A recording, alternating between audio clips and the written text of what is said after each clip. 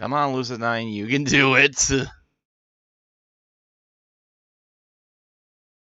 I thought I set the text to scroll. Hold up.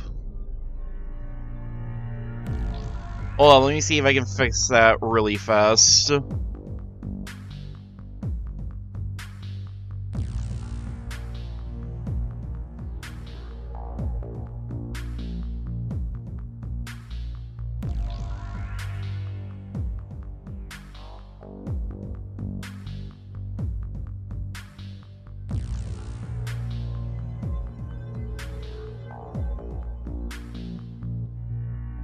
Give me a minute.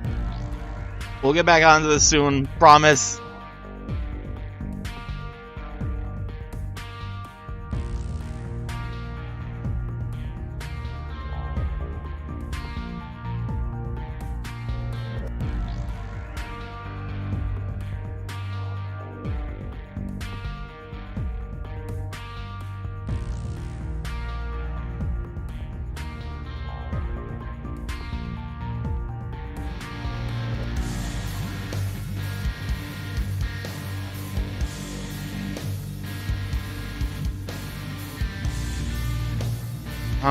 Hold up.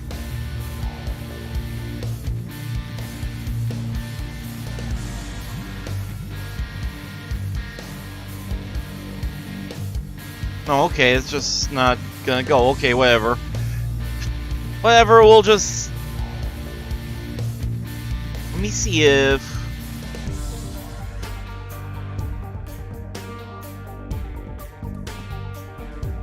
Okay, yeah, that'll have to... Not the best, but that'll have to work for now until I can figure out how to get that to scroll or like fit a bit more properly or whatever. Anyway, that's enough. That's enough messing around. Hello, everybody. Welcome back to Lucid9. First of all, thank you, Extemporaneousness 1, for following. I welcome you to the Dragonfly Den Guild Amusement Park. Something like that. On that note, we've got some amusements to enjoy. We did start off last time. The first one took a bit long. The first one took a lot longer than I thought it was going to. I forgot just how long like these individual scenes were. I appreciate them, but I had to get going. Hold up.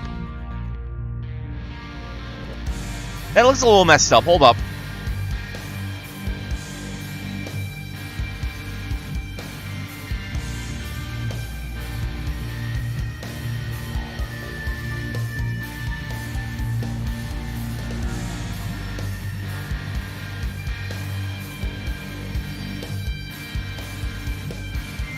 No, it's not messed up. It just looks a little off because of like. Okay, yeah, no. It's fine. It's fine. It's fine. I say, knowing is not at all fine.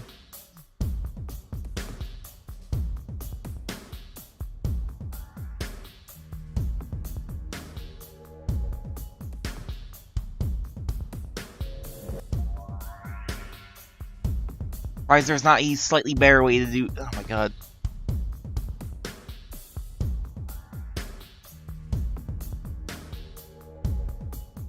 Encroaching.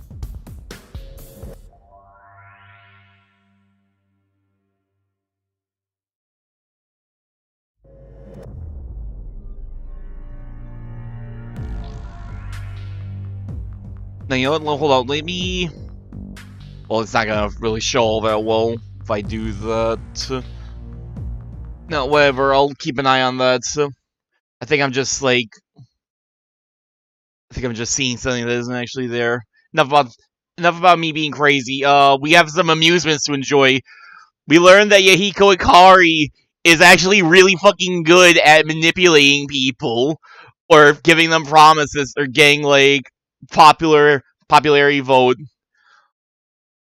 And now we're learning that Elizabeth's actually really into laser tag. So let's continue up on that. Let's follow up on that.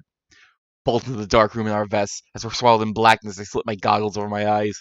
The interface immediately switches on, providing me with slick infographics and motion cursors.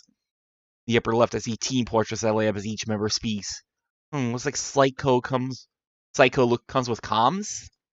There's also a map, health count, ammo count, and location notifier, except missing a bullet? Meh, whatever, doesn't matter. Weird. Whoa. These are stunning! I've gotta get me one of these! Presently, a hum washes over the large chamber, and the walls come to life with the images of the Academy cafeteria. Whoa! A live simulation? Lenski is truly ahead of their time. Let's get to our positions. Despite her brusque words, her face is open in wonder. Seems like she's also a fan. We head to her place as the intercom cuts in with a mechanical-sounding female voice. Why isn't that our epic game of laser tag is going to take place in virtual Isamu Imperial Boarding Academy? Virtual cafeteria. I mean, assumedly it's a whole entire school, but like, come on! You couldn't go for... I know it's probably like background artists. Background is hard. Paying for a whole bunch of extra backgrounds just for this one scene would be a little much. It's still pretty funny. Welcome to the field, Blue Team. This is a standard capture the flag game. Best of 1. Your lemniscate psychos display your health.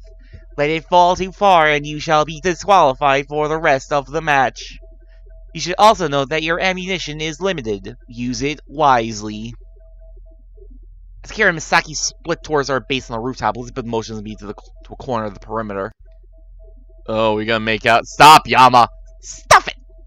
This is the way to that base. A quick glance at the mini-map confirms her claim. When the game starts, we go together, but cautiously. Isn't it better to attack from 2 different directions? Who's captain again?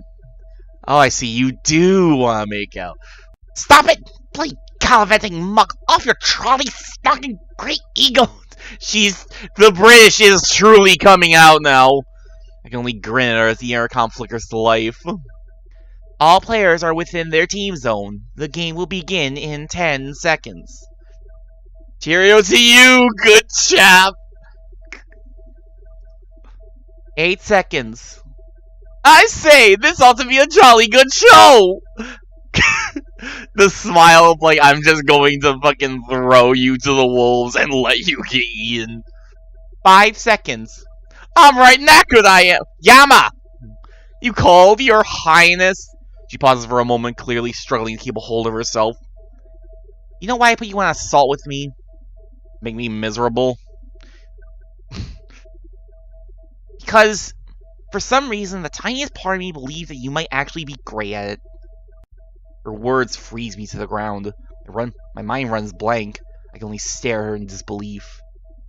0 seconds. The match has begun. Here we go! Fight! A high-toned bell rings through the room. Elizabeth turns her attention to the corridors. Let's go. She stalks to the courtyard. Even as I follow her, my thoughts are a jumble in my head. Great at it? Great at anything? How can I be great at anything? I can't even do anything mildly well. Great? And why would Elizabeth tell me so? The girl who hates my guts? The girl whose guts I hate? Why would she say that I can be great at something? Stop! She throws out her hand. It collapses my chest, sending a rush of sparks up my spine. That's a little much. That's a little much for a simulation. I quickly step back, shaking the feeling off. There, Yahiko Ikari. I turn to where she's pointing. Yahiko's seated on an artificial ledge, his gun on his lap. How foolish. You don't even be able to shoot back. Guess we better take care of him. I swiftly raise my gun, but Elizabeth slaps at my hand. Hold your gun properly. Excuse me, your highness. I didn't realize that laser tag had rules of combat. It can only help your accuracy, you know. She raises her own gun, her voice lowering to a concentrated whisper. Steady breathing, proper stance, and grip are important. A good trigger pull is what can make it or break it. Why does Elizabeth know so much about shooting guns? Even if they're laser tag guns. Her posture shifts carefully as if gunning someone down was a common occasion. With laser-like focus, she finally moves her finger to the trigger. With a sharp flick of the finger, the trigger clicks and Yahiko immediately jolts up, hands flying to his goggles. Yo! Somebody shot me! That should have been a fatal shot. Laser tag would be really short with fatal shots. I'll be useful and shoot something. Get shooting, Yama, or I'm going to shoot you next. I obligingly poke my gun out of the hole and fire blindly. Ha! There you are! Now I have a mind. You have a mind? Shut up and run. We race through the obstacles as shots sound all around us. Finally, we find an out-of-the-way corner where we pause to catch our breaths. Right, you must have a new plan. Such as... Yahiko's the only person on defense, and we pass no intermediaries on our way here. Paired with Masao's personality, it's highly likely that 3 people are on assault. The Misaki will be overrun. They probably have the flag by now. Oddly enough, I can respect her at the moment. She seems to know what she's doing. Well, where does that leave us? We'll have to kill them on their way back. Cold! Akira, come in! What's your status? Akira! Right, the console has been shot before they could lure us. We're on our own, Yama. So, what's the plan? You take the red flag and sprint back to our base as soon as possible. I'll hold them off while I can. But that's suicide. She draws her chin up and gestures to the entrance. Then it shall be a worthy sacrifice. Don't you try to sound cool, it's laser attack! Now go, and don't look back! Every passing second is a second wasted. The pulsing water below laser guns draws closer. I obligingly dive around the corner and scoop the flag into my arm as Elizabeth screams. Long live the resistance! Oh, I guess she is into the resistance. Maybe she's taking this a little too seriously. Well, I guess it's up to me to get the flag to our base before Masao gets back to his. I sprint at full pace, winding through the simulated campus as I hear Elizabeth goading the other team into chasing her. With the flag in tow, I haphazardly make my way back to base. I've only got so much time before Elizabeth is shot. I'm hit! Looks like Masao actually left someone behind as a guard! I swing around just in time to see a small figure diving behind cover. Crap! My health is at 50%! At the very least, I've still got a few chances left. Mainly laser tag being pretty boring if it follow a one-shot, one-kill system. I mean, 2? It's like you can go down in 2 shots, that also seems a little much. My grip on the pistol tightens as I peer for my little refuge. I let my aim so that if a guard emerges, I can have a chance to take them down first. Get back here, kid! I can't react fast enough. Neither of those shots hit when the guard emerged from cover to cover. 4 shots left and it feels like I couldn't hit them even if my gun was full. I'm down to 25% of my health. Okay, maybe it was 4 hits. Maybe she just got hit twice. Maybe 20 meters away from capturing the flag. After all, Elizabeth's hard-earned work, too. Ah, screw it. I charge towards the back table, ignoring the danger behind me. Staying around like that is just going to get me killed. Dive behind the nearest piece of cover as I hear the enemy's laser pistol blare to life. It's down to the wire now. Final chance, right? I stand up blindly firing my remaining shots at the figure that's just a few feet away. The figure drops their gun, defeats, the dead icon pops up over them. I'm dead. With that, Airi places her gun on a nearby bench and pulls out Peach the Munch out without a second thought. Well, I lose. Oh well. Back to my Peach. Apparently getting killed doesn't mean much. Not to her, at least. That was somewhat anticlimactic, especially given how lucky I was to have shot her despite me firing haphazardly. Bears can't be choosers, though. I just wasted all 9 bullets. Like, hitting not even anything except for the last 4 shots. It's fine. I promptly plant the red flag on our stand. It glows in response, and after a second of humming, clicks into place. A clear high tone brings the game to a close. Game over. Victory, the blue. That's a lot shorter than I remember. The hell?! Please exit the room. But I got the flag! Please stop arguing with an artificial voice and exit the room. The rating is getting actually kind of good. Damn! Masao's grumbling is prominent, but I notice dark shapes converging at the exit. Guess I better follow them. It takes a few moments to adjust to the blinding sunlight, so everyone seems to be fairly happy. Everyone except Masato, of course. We're the rightful winners! But it would have been if someone didn't go on a wild goose chase instead of returning the flag. Ah, no, Masato! I was gonna! As soon as I called to the trash talker, I mean. And he probably shouldn't complain. I don't think it's supposed to look like this! God damn it! Again, maybe I really do need to, like, play the Steam version after I'm done with the main game, I think. I need to see, like, if all this stuff was in, like, the Steam version, or if it was, like, added an update. I don't know. Amidst the commotion, I noticed that Elizabeth is strangely quiet. I was expecting her to glow with her victory, maybe tossing a few snappish better-than-thou comments here or there. But she's just standing by the map, far away looking in her eyes as her lips are pulled into a smile. Elizabeth, actually happy? Well, it can be helped. We had the best leader, you know. I bet Yama took charge. I don't know, we realized the victory behind the band, the wise Elizabeth Oshiro. She came up with all those fancy tactics and everything. To everyone's surprise, Elizabeth blushes slightly and lowers her head. Really? Good job. Thank you. Somehow those simple words feel more like Somehow those simple words feel like more than a compliment. Yeah, let's keep going. I'll get my revenge! Oh, I'm counting on it. Thankfully, the conflict feels teasing rather than biting. I return to the map with a smile to pick out the next destination. Fun game of laser tag. That really was a lot shorter than I remember it being. I could have swore that you had to, like... I could have swore you had to see, like, at least Masao and Rue during that whole bit too, but okay. Chat, if there's anyone in chat, like... If there's anyone saying in chat, please, feel free to pick our next... Feel free to pick our next attraction we're going to. I will say, same rules as last time I did this. I'm not gonna allow you to pick Tech Showcase right now. That one I'm leaving towards later, for personal reasons. But otherwise, chat, feel free to pick.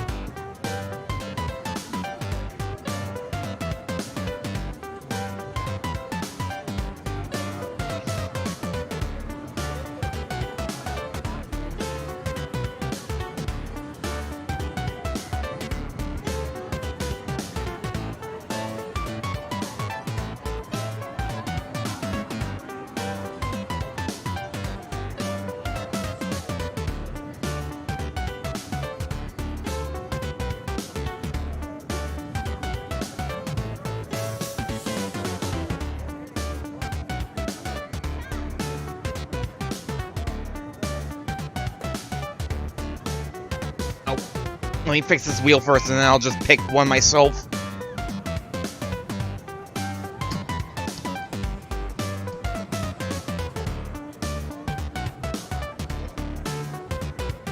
Alright, maybe, because I'm just still gonna wait for, people to come in. Remind me again what the extreme carousel is. Oh, Cat, do you see that? I look to where she's rapidly waving her arm and find myself staring at a little carousel. This one right here? Yeah, it's a bit underwhelming. No, behind it! Behind it? Look upward, behind the kid-friendly circle of ponies is a much larger, much taller carousel with its seats rising into the air as it spins. And seats are... dragons? Hey Moon, how's it going? Hope you're doing well today. We're having fun at the amusement park. It is crucial to our missing persons investigation to enjoy all of these attractions. We can find the 7 seats to be on, Cap. Who would want to do that? Probably someone afraid of heights, which no one in the group seems to be. Well, what are you guys' thoughts? Sounds great. You're exempt. You agree to everything Akira says. I still do not. I say we go for it. Trying new things is always a great idea. Doesn't look all that exciting to me, but I got worse. I get to have a dragon for a minion? I looked at Airi and Elizabeth, but they only shrug. Great! Time to ride the spinning wheel of death! It's gotta be safer than a roller coaster, right? Right? We top... Extreme carousel! Safer than a roller coaster or not? We trot briskly. A little too briskly for my taste. To the line where Akira points excitedly at the carousel. Hey, Rui! Do you see what I see? I look to where she's pointing. A couple seat. Of course. I don't know what you're saying. But you and Cash are right together, of course! Kira, no! Stop! Stop Enough with this shipper bullshit! Why do I want to ride with Yama? He's so fat! Excuse me? Ash, I just meant to say your big bone, Cap. That's definitely not what surprised me. Honestly, I don't see anything of Yama's that can be called fat. Are we judging? Are we judging my body now? Excuse me? It's unfair. He doesn't even exercise. Oh, fuck this guy then. I've been trying to burn fat off me for how many fucking years now? I don't even know. I've been exercising more and more recently. I think I practically tore up my quads recently. This fucker doesn't even try. What an ass. I do, on occasion. Yeah, when all the planets align and the blue moon rises. He was fit as a bull when he was in track. You can be a real hotshot if you join track again, Cap. Why would I do that? Getting with firearms is important. I hit you in the laser tag. I shot you 10 laser tag. Don't even. She, didn't mean that kind of hotshot, Airi. Then, what did she mean? The assailant chooses that moment to raise the barrier, where he snaps with attention with a grin that's a little too shiny. Oh boy, wow, I guess it's time to go. You sure don't want to hold up to the line. I really feel like stretching my legs. Like elephant leg room. It's all about for me. Before anyone else in the group can blink, she immediately leaps into a one-person dragon scene and straps herself in.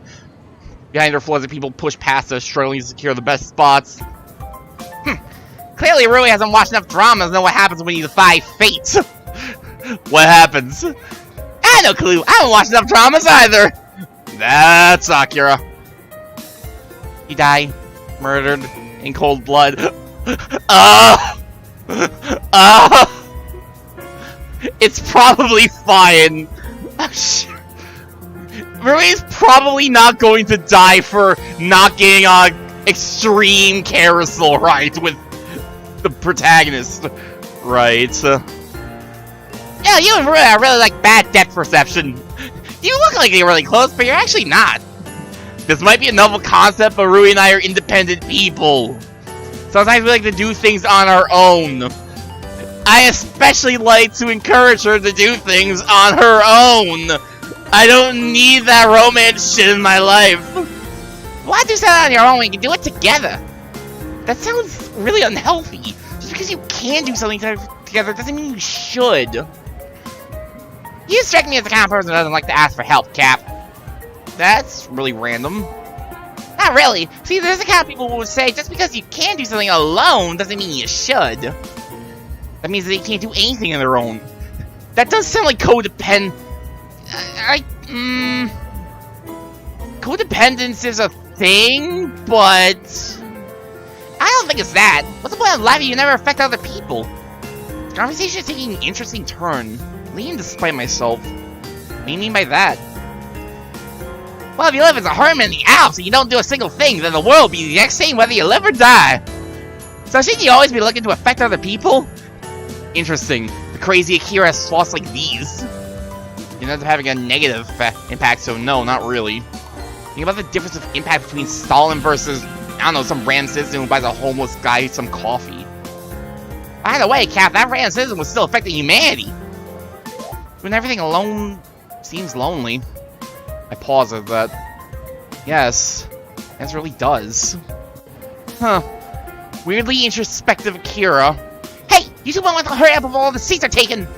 We're on it, Highness. When I look up, I notice that all of the solo spaces are occupied, leaving only couple vehicles.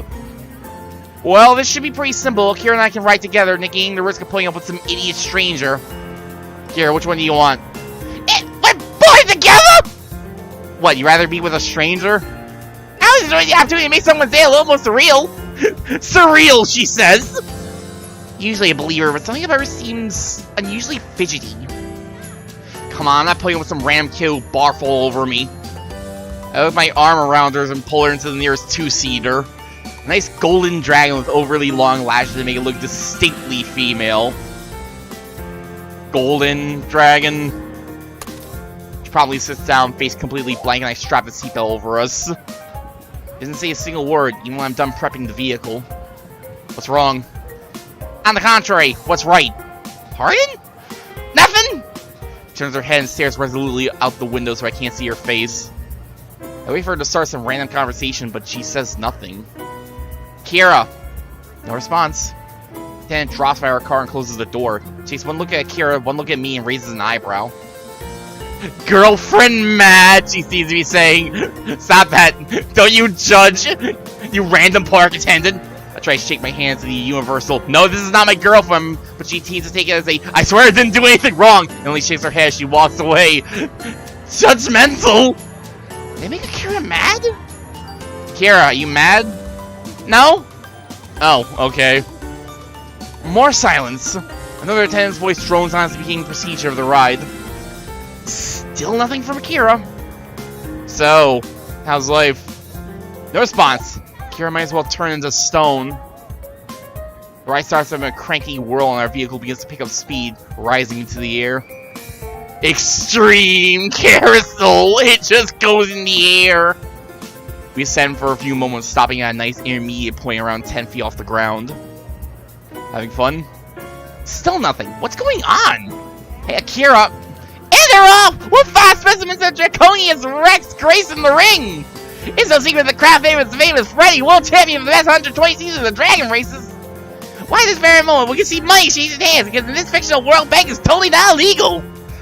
I have no clue where this is coming from, but somehow it's a relief. I'll take a weird Kira over a quiet Kira any day. Still, it doesn't take a genius to notice she's completely ignoring me. Don't even glance in my direction. So Kira, come on, Fred, I didn't late. I didn't raise you to be a loser. With this race, I'm grounding you for a month. She leans forward and slams a firm hand on the neck of our dragon, which startles me. Our steed flies higher as if in response. She's doing it. She's controlling the dragon. Oh no. That's more like it. Show me that my life savings spent on JPDA certified grass-fed gluten-free organic carrots will pay dividends. Aren't carrots for horses? Some dragons are vegetarian. Are you mocking their dietary sacrifices? I really didn't take you as such a dragonist first. What the fuck is a dragonist person supposed to be, Akira? What? See, I am the esteemed Sir Angle, trainer of dragons worldwide, and you are just insignificant little Sir Caraway. Why those names? I'm Angle because I want to be an angel, but no matter how close I get, I can't. And you're Caraway because whenever you have a care, you throw it away. What? That's... Okay, that's a weirdly, pointed, statement for something that she presumably just came up with on the fly. And this Akira seems to renew her determination to ignore me because she turns forward again, renewing the scolding of her erstwhile dragon. Hey, you must redeem yourself! There's rising newcomers in the scene, you know? Backwater towns like Recap, Liftable, and Haga are taking their respective nations by storm! Don't tell me their age is getting to you! I mean, he's been around for at least 120 years apparently, that's pretty old by my standards. The end is in sight! Go for the finish, Freddy! As she stands up in her seat, only to be stopped by a bell and waves one arm dramatically forward, the ride begins to slowly lower, pulling back in speed. No! But yes, our time on the ride has come to an end, judging from the deceleration. This seems to push Akira into a frenzy. I should have known! If you all were Ethan, Fred just became a JTPA certified grass-fed gluten-free organic carrot! And no race can be won by JPDA certified grass-fed gluten-free organic carrot. You've got to fucking give me a break, Akira! She still doesn't look at me even as she unbuckles the seatbelt and jumps out of the vehicle. I barely catch her arm as she leaves. Akira, what's the big deal? You let go of that arm cap. She suddenly sounds very, very serious. I did not make her at all sound very, very serious. I've given her too much of a ridiculous voice. Like, what even is this voice supposed to be I'm giving her? Like a southern drawl? I can't tell if it's like southern or western or what. I don't know. I let go of her arm. You're avoiding me, aren't you? Avoiding your face is very different from avoiding you, Cap. What's that supposed to mean? It means that's time to meet with the others. She bounds away before I can stop her. Great. Guess I have to follow along. The rest of the group have reconvened by the map. Some noticeably more thrilled than others. Was it Rui? Being in a pod by herself? Oh, not you too, Miki! Akira, how was it for you? Me? Oh, Well, I had fun. I set up how this kid I convinced to check out Governmecker. No, he's networking. He's networking at the amusement park. What a bastard. Yeah, sure it was all good and all, but why don't we do something more exciting? Clamor of the group is starting to get to me, so I focus on my solid statement. But you suggest we try. You pick something, man. Thanks. Delegation at its finest. I love democracy. Right. Guess it's time to take another look at this map. Moon, if you're still here, pick Tower Drop, Bothfight Arena, or Ferris Wheel. I'm not doing Tech Showcase right now for reasons. You pick, Moon, if you're paying attention and watching.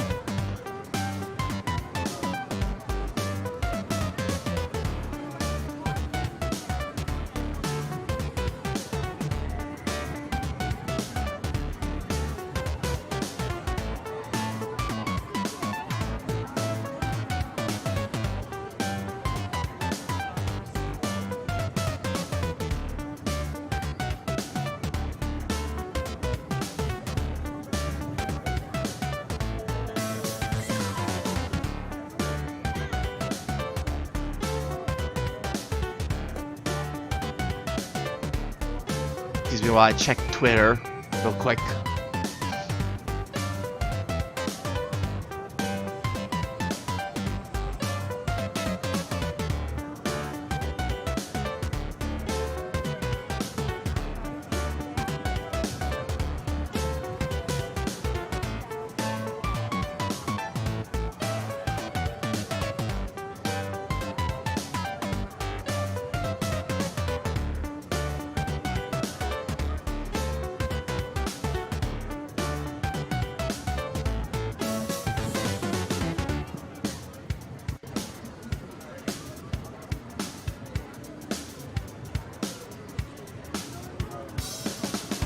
I think I scared Moon away. I think I scared Moon away with my insanity. Masao wants something more exciting. Bothfight Arena sounds pretty exciting. Pop-up box in the upper corner of the map catches my attention. Live, Lemonsky Bot Showcase, the future of gaming. Intrigued, I know that the showcase is located just further down the path. Say, what do you guys think about this? I pointed the announcement. Robots! Say, Cat, do you think they'll be fighting against giant monsters? I can say with certainty that they won't. That's fine. I say we give it a shot. Okay, any objections? Yes! Your shoes mean you need an upgrade! Why I haven't bought a new pair since I first met you? Objections to the bot showcase. Let's go. Wait, smiling? Genuinely? For non-food related reasons? I don't think I've ever seen Ivy so excited. You can pop by. If it's not interesting, we'll go with something else. No one else says a word. I think this is confirmation. Head down the path. Just behind a metal building, a modest portable stage is set up, flanked by screens protecting a live, closer view. A row of assorted small mechas are lined up at the edge of the stage, in front of which stands a Lemniscape representative.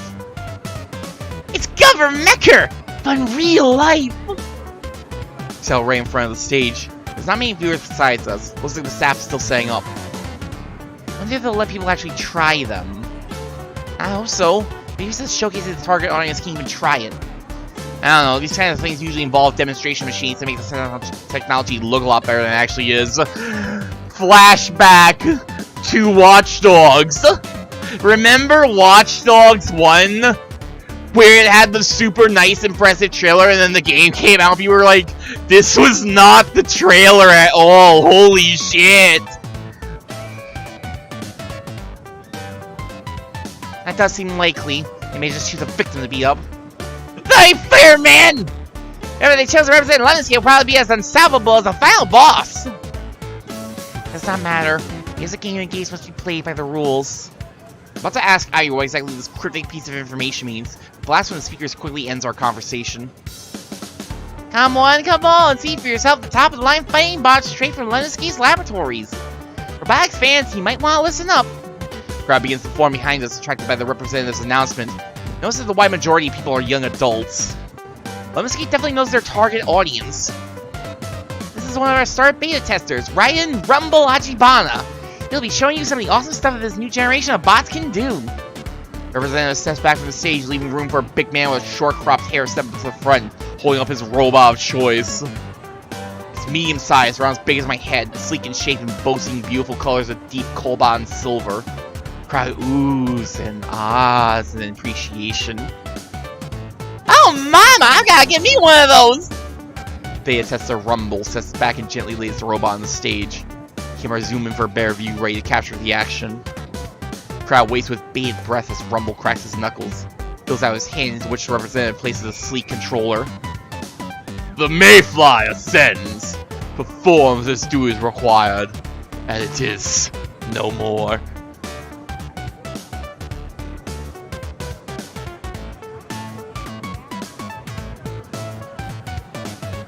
Don't you try to fucking haiku this shit! I was trying to figure out the middle line was like 7 or 8 syllables. I can never remember. Some words are like weird with like haiku rules and what counts as like 1 or 2 symbols. 575, yeah. I say that, but I think like some Japanese, I think like in Japan, like the haiku rules is actually 585. I feel like I remember seeing like some things where it's like they write in haiku and it's like 8 syllables in the middle instead. Suddenly the robot's alive in a whirl of silver and blue, leaping around stage like a dancing grasshopper. Rumble smiles confidently as his hands fly over the controller, stringing together flawless combos like the world's most skilled fighting gamer. Who's gonna get juggle comboed? Wow! Art and movement! Amazing! Crowd claps wildly. We see several young men digging out their phones and punching rapidly at their screen, no doubt reworking their budget. I might not understand gaming, but I can definitely appreciate skill. Rumble brings the routine to a slow, letting the robot pirouette like a professional ballerina before sweeping to a curtsy. You doing this with a controller? I want to see that controller! He's met with an even louder round of applause. Thank you, Rumble. Wonderful work. Now, ladies and gentlemen, it's the moment you've all been waiting for. We're going to open up the floor. Would anyone like to face Rumble? The representative grins with a slight touch of cockiness. I'll make you guys a deal. If you manage to defeat Rumble in best of 3, you can take one of these robots home with you. And with confidence I've never seen before, Iris hand shoots into the air. As the rest of us balk openly at her, the representative's eyes sparkle, no doubt seeing a small girl's easy prey for Rumble. Miss, come on up to the stage. Iris gracefully, a little too gracefully, falls onto the stage, ignoring the representative's extended hand. What's your name, miss? Airi Hiraga. I see you're wearing an academy uniform. What year are you in? Second. And how are you finding it? Fine. Great conversationalist, I see. So why do you want to try your hand against Rumble, if I may ask? Airi stares blankly at her hand for a long moment. Oh, she might not know what try her hand actually means. I'm not trying. Whoa! What bold words! Miss Hiraga claims that she doesn't even need to try against Rumble! I'm pretty sure that's definitely not what Airi meant. Rumble, what do you have to say to that? The insects believes. Hey! What are you talking about? The insect! Fuck off, Rumble! Itself to be king over insignificant.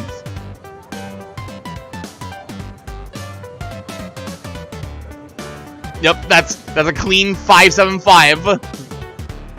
And Rumble's retort is just as strong. Well, folks, are you excited or what? The crowd cheers, egged on by the representative's skilled hype building. I find myself wishing for Airi to crush Rumble to the ground. Airi! Beat his ass! Airi's a tough row ahead of her. Rap is just twisting her words, man! It builds hype. It's exciting in my opinion. Misaki would know all about building up height. Building up hype and views and all that shit. The damn patter addict. Come on, guys, let's root for Airi. Give me an A! A! Give me an A! I! Give me a... Shush, you're talking. The disorganized teen cheer immediately dies down. The representative pulls the microphone back to her lips. Let's see if a bar challenger will select for herself. Mr. Raga, feel free to pick any of the boxes from the throw. Airi Airi contemplatively places down the row, stopping from time to time. It feels less like she's struck with indecision and more like she's examining the bot down to their basic molecules. Pick the coolest one! Pick the cutest one! Pick the most effective one! Pick the one you can beat him with!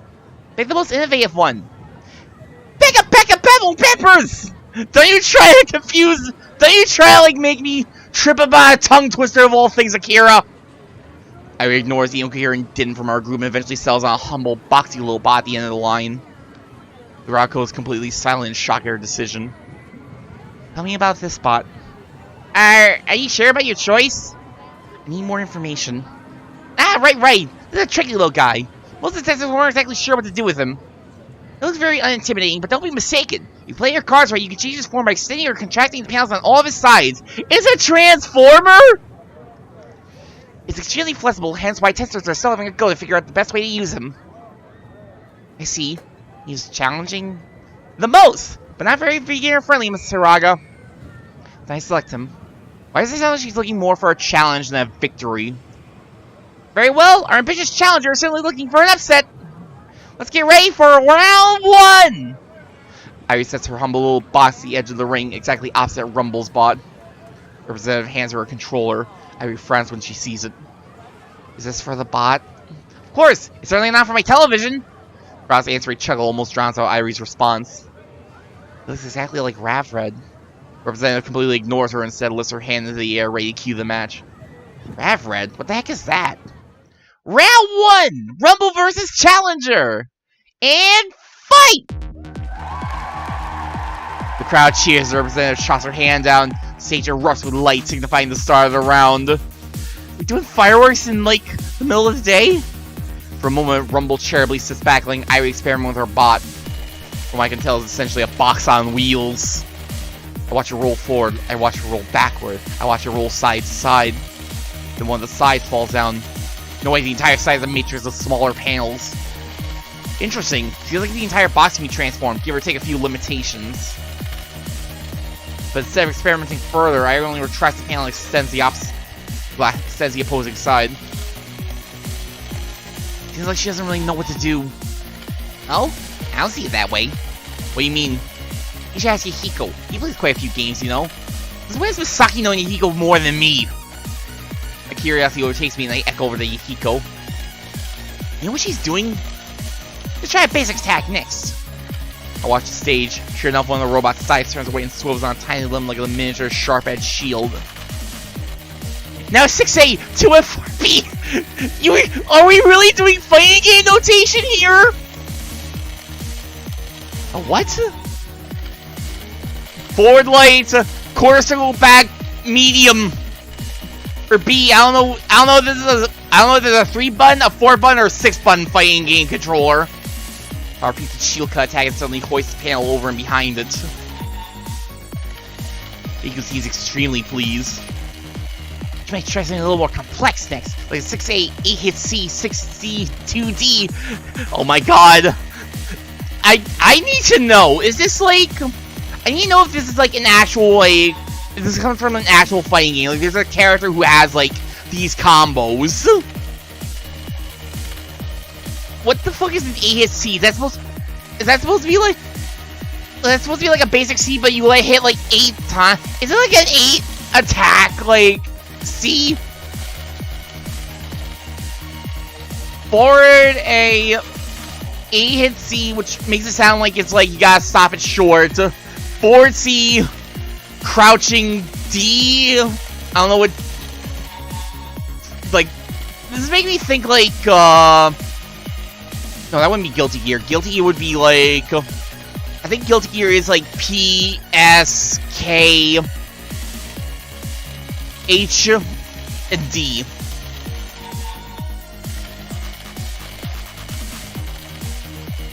This makes me think of like an anime fighter game. Like, the first one that comes to mind would be Undernight Inbirth, but I don't think, was Undernight Inbirth out when this game came out? I don't think so.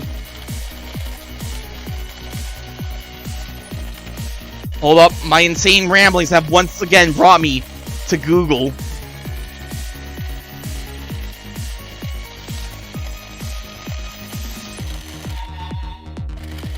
December 20th, 2012. Okay, that's like one of the first release dates of Under Night In-Birth, so that's possible. I still wouldn't really expect it to be specifically to Under Night In-Birth, given that 2D isn't generally a... like, 2D is like a shield, or like, yeah, D is like a shield in Under Night In-Birth, so... I think this is some sort of like anime game fighter, but I don't know exactly which one. I don't know which anime game fighter has A hits C as like part of a combo. Clumsy looking box suddenly moves in a whirl of rotating panels. Can't tell what's happening, but seems to just make Yahiko even more excited. I knew it! It's just like Ravred! What's Ravred? It doesn't answer me because Rumble started to move. His bot elegantly skates around Airi, which is just still rolling cheerily around, flipping its sides. One quick sharp blow sends the poor boxy bot crashing straight into the edges of the ring. Ooh, that one's gusting! Bot shakily rights itself and starts wheeling away from Rumble, tearing around the ring like a panicking civilian in the middle of a war zone. Even as it bleeds, I see Airi experimenting with some structural changes like extending, flipping, and morphing his panels to create different shapes. She doesn't even try an attack on Rumble's bot. Basically, she's trying to understand the bot's identity. She's going through its moves systematically. You think she has a chance? Only she finds something really unique that beta testers would never expect. Fortunately, it's at this moment when Rumble predicts Airi's walk path and flies her bot, crushing it decisively into the ground. President whips down her hand even as seconds inside the bot pieces back together. The winner of this round is Rumble! The crowd politely claps. It's clear to their eyes Airi doesn't have a fraction of a chance against an experienced beta tester. I saw some promise in the way she was messing with the form of her bot. Bot with structural changes. As you can see, it takes only a few seconds for a bot to repair itself. No more long waiting between rounds. Players, are you ready? Airi nods quietly, a faint smile flickering across her lips. Rumble says nothing. Round 2, and fight! This time, Rumble immediately explodes into action. His bot leaps gracefully at Airi's. Airi barely manages to swerve it away before the ground where it was standing is angrily dented. Rumble's assault is relentless. He never allows a single second for Airi to recover, chasing doggedly after her bot without a break. Now once his bot loses its footing or crashes into the wall, such is the extent of its control. And then right before his latest jump is about to crash into Airi, Airi flattens her bot into half its original width with a swirling mass of panels, narrowly dodging Rumble's strike. It takes a split second required for Rumble's recovery to bounce back to original size, slamming panels straight into Rumble's back in a hurried smooth combo. No, Yahiko image, come on! Yahiko grins wildly as Airi's bot pummels Rumble around a terrifying wall pin. Yo, wall combos? Are we getting Tekken up in here? Dude, her combos are slick. I should fight her sometime. As he's finishing the sentence, Rumble's bot suddenly shimmers and gives off a short pulse of energy, sending Airi's bot flying back. It's definitely not. I definitely don't think that's supposed to be like that. Dude, didn't know these bots had bursting. Burst! It is an anime fighter! I have no clue what he's saying, but that doesn't stop me from enjoying the match. Airi's clearly getting the hang of her bot, changing into diagonals, L-shaped patterns, and even bow curves to dodge Rumble's attacks. Sometimes this bot lands a glancing blow, but it's never severe enough to catch her in a combo. Finally, she manages to curve around this bot and slam one final combo to its backside, sending it crashing to the ring. Crowd claps, but this time they seem much more impressed. Even the representative looks surprised. Solid display, challenger. This round goes to you. Rumble's face is completely motionless. He doesn't even look dismayed. Dude, this next round's gonna be so intense. What do you mean? You'll see. They've gotta pull out their ultra combos. They gotta pull out their supers. They gotta burn their bar on this one. Within seconds, Rumble's bot reassembles itself and returns to its original position. Airi's smiling in utter satisfaction as if she's completely forgotten the audience exists at all. Maybe she's just having fun playing with the bot? Final deciding round, ladies and gentlemen. Will Rumble be able to redeem himself, or will the challenger score an unprecedented underdog win? 3, 2, 1! Heaven or hell! Let's rock! If I thought the last match was intense, this one is just a blur of color and motion. It's clear that Rumble is no longer holding anything back. His bot moves with crazy speed, but above all, total controlled precision. Airi's movements are clearly rougher, even though she's mastered the structural reorganization of her bot. It almost looks like she's not used to 3D space. Is it wait. Is this supposed to be a 3D anime fighter? I don't know very many 3D anime fighters. This isn't fucking Castlevania Judgment, is it? Come on, Airi, you can do it! Prepare the wall rests on your shoulders, chosen one! Airi barely skates out Rumble's favorite landing combo, but she turns so sharply that her bot stumbles away. Rumble's lips twitch into a smirk. It was an honor. But your time draws to an end. May you make your peace. Stop talking, Haiku, damn it! Fighting game players don't know how to speak in poetry! He hits her solidly, sending her bot flying into the air. Yahiko winces. It's over. Air combo into a ground pound. As Rumble leaps after Airi, she flies into a vertical plank that bare cuts through air resistance, falling before he can land the blow. Oh, surprise, Rumble reorients his bot to hold out its footing for a single devastating dive kick! The dreaded dive kick, the strongest tool in playing games! I don't see how she can get out of this. Trying to change forms and move will take too long. She can't move while she's a plank. If she doesn't return to her usual form, she will put so much heavy damage on the bot I don't see recovering the match. This must be the end of the series. As the Airi's fingers flying over the controller and her boxy bot rapidly disassembling into a condensed brick. And then I understand. Rumble's bot soars forward, foot extended, ready to strike the killing blow. Henshin! Airi's bot melts into an indestructible brick settled on the ground, biding its time. And at just the right moment, Airi mashes her hand on the controller. Melt brick springs up, slapping right into Rumble's buy-in.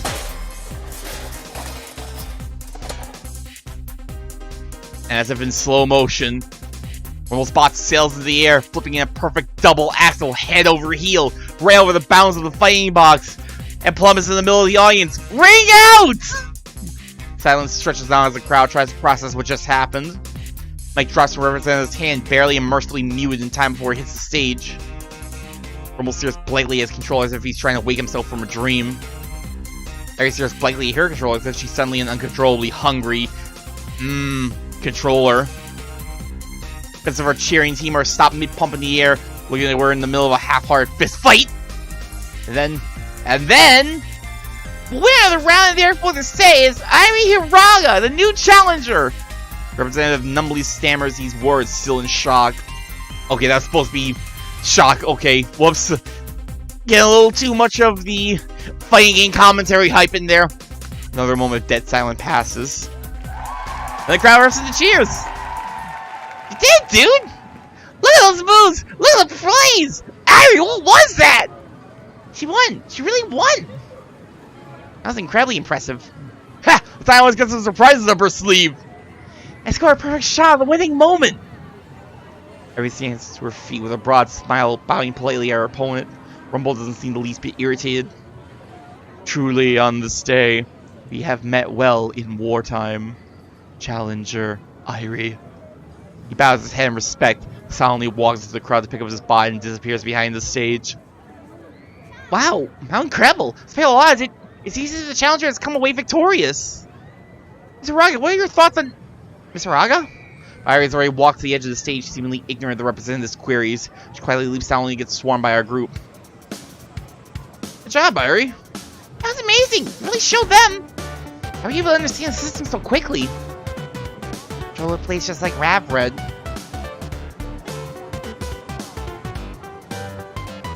Wait, no, I think I get it now. Ravred, Blaze Blue. I think that's the joke. I want to say that's the joke, that it's like Blaze Blue, and I think that would be right for the notations.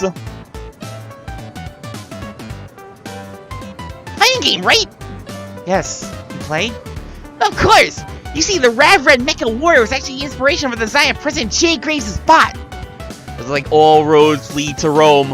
All of Yahiko's comments lead to Government Mecha. I see. Perhaps we should play sometime.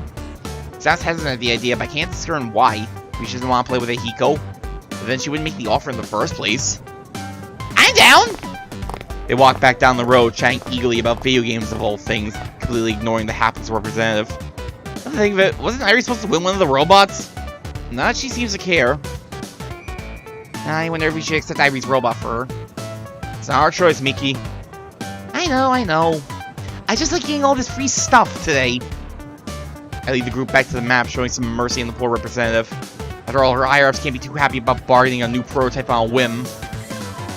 Probably best if we let this be, considering the only person who deserves to care is Airi. And Airi, well, she seemed happier about playing with the bot than the actual victory itself.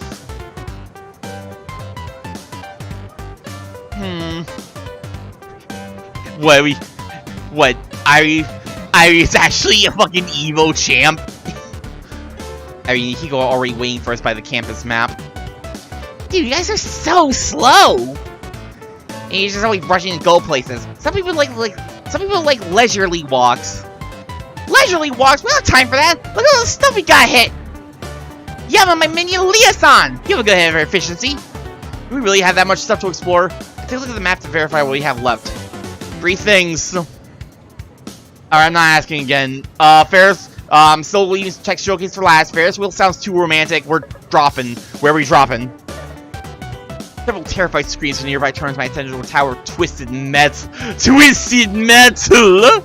I am Calypso, and I thank you for playing Twisted Metal. It seems to stretch to the sky. That's how Ely nudges me in the ribs, pointing frankly at said tower of twisted metal. Hey! Yama! You and me! What? The tower drop, man! No! There are more elegant ways of suicide, you know. A suicid'll be awesome! Clearly his definition of awesome vastly differs from mine. Or any sane person's definition of awesome. Have fun. You gotta come with me. What? Why? It's destiny, man! Can't hear it calling you? The ground's calling me more. Stop babying around! Think of it this way. Gravity's acceleration is 9.8 meters per second squared, and that tower would be 125 meters high. We plug in to figure out the end velocity of a fallen object. The square root of 2 times 9.8 times 125, which is 1,225. That gives us 49.5. Bam! Our end velocity is 49.5 meters per second downward. Neglected air resistance, of course. We plug that into the time equation. To get the time, we got the velocity numbers by gravity numbers. The 49.5 divided by 9.8, which is something around 5.05 seconds. That means that the tower breaks, you'll only be terrified of your wings for 5.05 seconds before you die a quick and painless death! Thanks. That's really reassuring. Math Whiz is in the chat. Verify! Still, the sudden display of intelligence leaves everyone in shocked silence. Sal easily grasps me by the arm and lugs me to the tower. Sometimes I think that Sal's a lot smarter than I give him credit for. Come on! Come on, Yama! He's an honor student! I feel an impending sense of doom as the attendant straps me into the tower seat, leaving my legs dangling in thin air. I don't see why anyone would do this for fun. Being terrified is fun, man! Yeah, masochist. My stomach lodges in my throat as our seats begin to rise. I know that there's a hyperventilating girl to my left, and further down a kid looks like he's about to vomit. You should calm down, man. You look like a little Habiki. Happy what? Habiki. My bro. 8 years old. Oh, I didn't know you had a little brother. Finally getting some actual, info on the fabled little brother of Masato's. Got lots of him and more spare. Boy, a little tanks to look after. Ah. Wait a minute. 4 siblings? You really didn't know? Who the right man? We have 5 children. Hey, technically, but the older ones are in college. Where is he, Brock? You realize that just makes things more outrageous, right? How can some people possibly take care of 8 children? You saying that Mom and Pop didn't raise us right?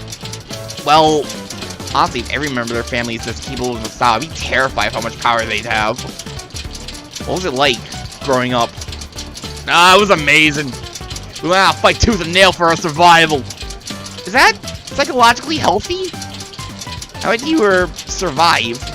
Competitions, man! Competitions are the answer to everything! Things are beginning to make a lot more sense. So you had to fight for your food when you were a baby? Nah, Mom fed me then. What about when you were a toddler? Oh, come on! No Kuragani lets another Kuragani starve! What? Then why do you have competitions at all? I get you now, Yama. I was kinda thinking, why don't you try anything? I get it now. It's because you don't want anything. Thinking about his words cuts deeper than I expect. What's that have to do with food competitions? Easy! We don't want desserts, so we don't fall for them! So you split the regular food but fall for treats? Yep! Nothing else talking about the style helps distract me from the dizzying plunge beneath my feet. I search for more questions to keep my mind occupied. How'd your parents manage to feed 8 children? The older ones work, including me. You have a job? Track is my job! You get paid. I get scholarship, same thing! How will you pay for college? Also scholarship. I need a full ride. Nothing less can do. I also feel undeservedly privileged. I never had to worry about money, even during Isamu's down points. Is that what all your siblings have done? It's a Kurgai tradition, man. Maya's the oldest. Maya! Is she a spirit medium? She trained herself Taekwondo so she could work and pay for her own lessons. Got scholarship to Seoul Uni after she won nationals. But can she summon the spirits of the dead? I need to know. You die, he's second oldest. Prodigy at piano. Played in the music shop with Mom and Pa ain't got one. Having run into some dude from Juilliard, and next thing you know, he's got a plane ticket to New York. Slash in shock. It sounds like the Kuragans can conquer the universe if they so desired. So what? Here comes, man! Brace yourself! Clutches with arm wrestler her seats begin to plummet to the ground! Well, I never had a huge aversion for height, sudden change of momentum, twist my gut in the knots. The Virgo throws me in the nausea as wind screams past my ears and into my hair. Yeah! After a long, long moment, we finally reach the bottom, somehow still in one piece. Now that's a ride! A ride straight to hell. Just one drop? The instant the attendant releases as I bolt back to the comfort of safety on shaky knees. Oh, look who's back. Ha, ha, shut up. You look like you're having so much fun. Wanna go, Rui? Oh, no, I'm fine. I'm totally fine. Actually, I think she would love to go. Come on, Rui. No, I'm very much fine. Hey, Yama, let's make something. I'm not waiting if you really want to go on. Me then! I smirk our obvious discomfort, but obligingly turn back to the map. Well, you don't want to go on this Ferris wheel? I don't like the sound of that, actually. The Ferris wheels are alright. Basic but huge, looming over the rest of the park. Heights, anyone? No, stop. Heist is my middle name! Yahiko Hisakari? That sounds like a weird name, dude. No, it isn't. By the way, Ferris wheel may be our best choice. It might calm some of us who are a little, overexcited. He sends a significant glance at Hiro, who's currently sprinting to and fro, wildly flapping her arms and snorting. I'm a dragon! I'm fine! I'm breathing fire! I'm fine! I'm a dragon! Akira, please! Why are you only just now doing this? It's been so long since we were on the Extreme Carousel! Maybe there has been too much excitement for the day. I want to look forward to taking a breather. Right, Ferris wheel it is. Rui clicks and growls a little at Akira, who clicks and growls back. Then thankfully we head to the Ferris wheel without any more anomalies. What the hell are those two doing? Cars are small since the Ferris wheel is meant to fit as many of them as possible. They're only meant to fit 2 people. As we're paired off, Rui colors slightly at this. I don't seem to notice. I pretend not to. I guess we are, huh? Hey, you captured their car! What makes you say that? Well, you're a pair, what else? Akira! Well, Rui makes it such a big deal. Anyway, I'm going with myself. She's a very significant look at the rest of the group. Oh, of course. Exactly, shall we?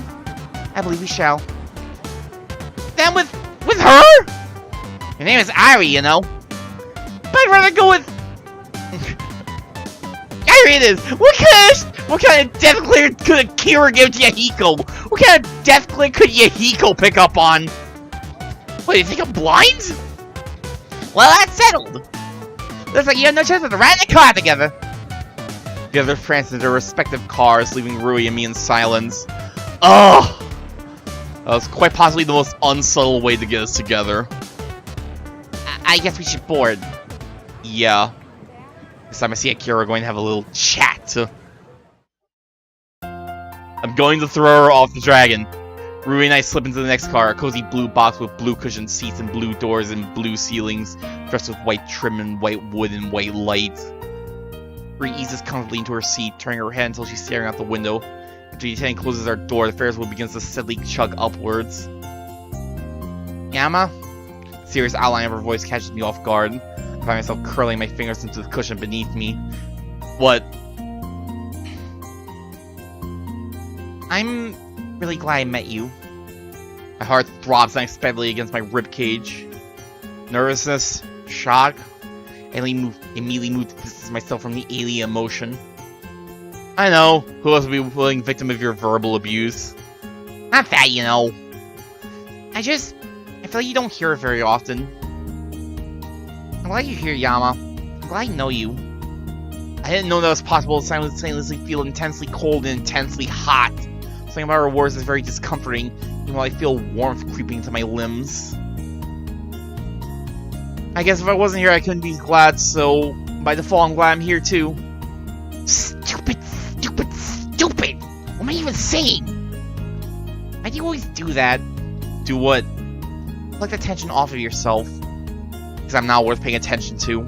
That's why I was someone that's bright and adorable and winning has really cared for me after all these years.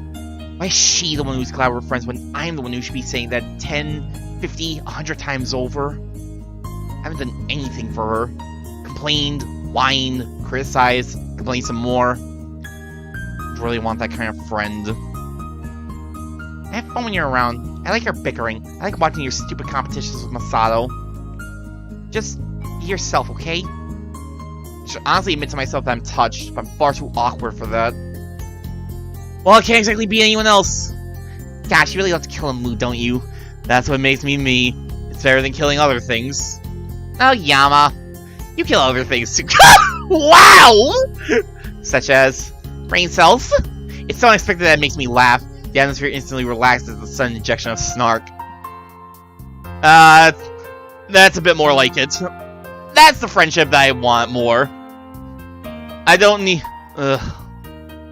Fall into silence after that breeze of humor. Remy resumes staring off the car window. I glance around searching for another topic. Scenery? Boring. Weather? Worse. Love life? Bad idea. I idly brush my hand against the window frame. It seems to breathe beneath my fingertips. That's an idea. Reach my arms until they're touching either side of the car.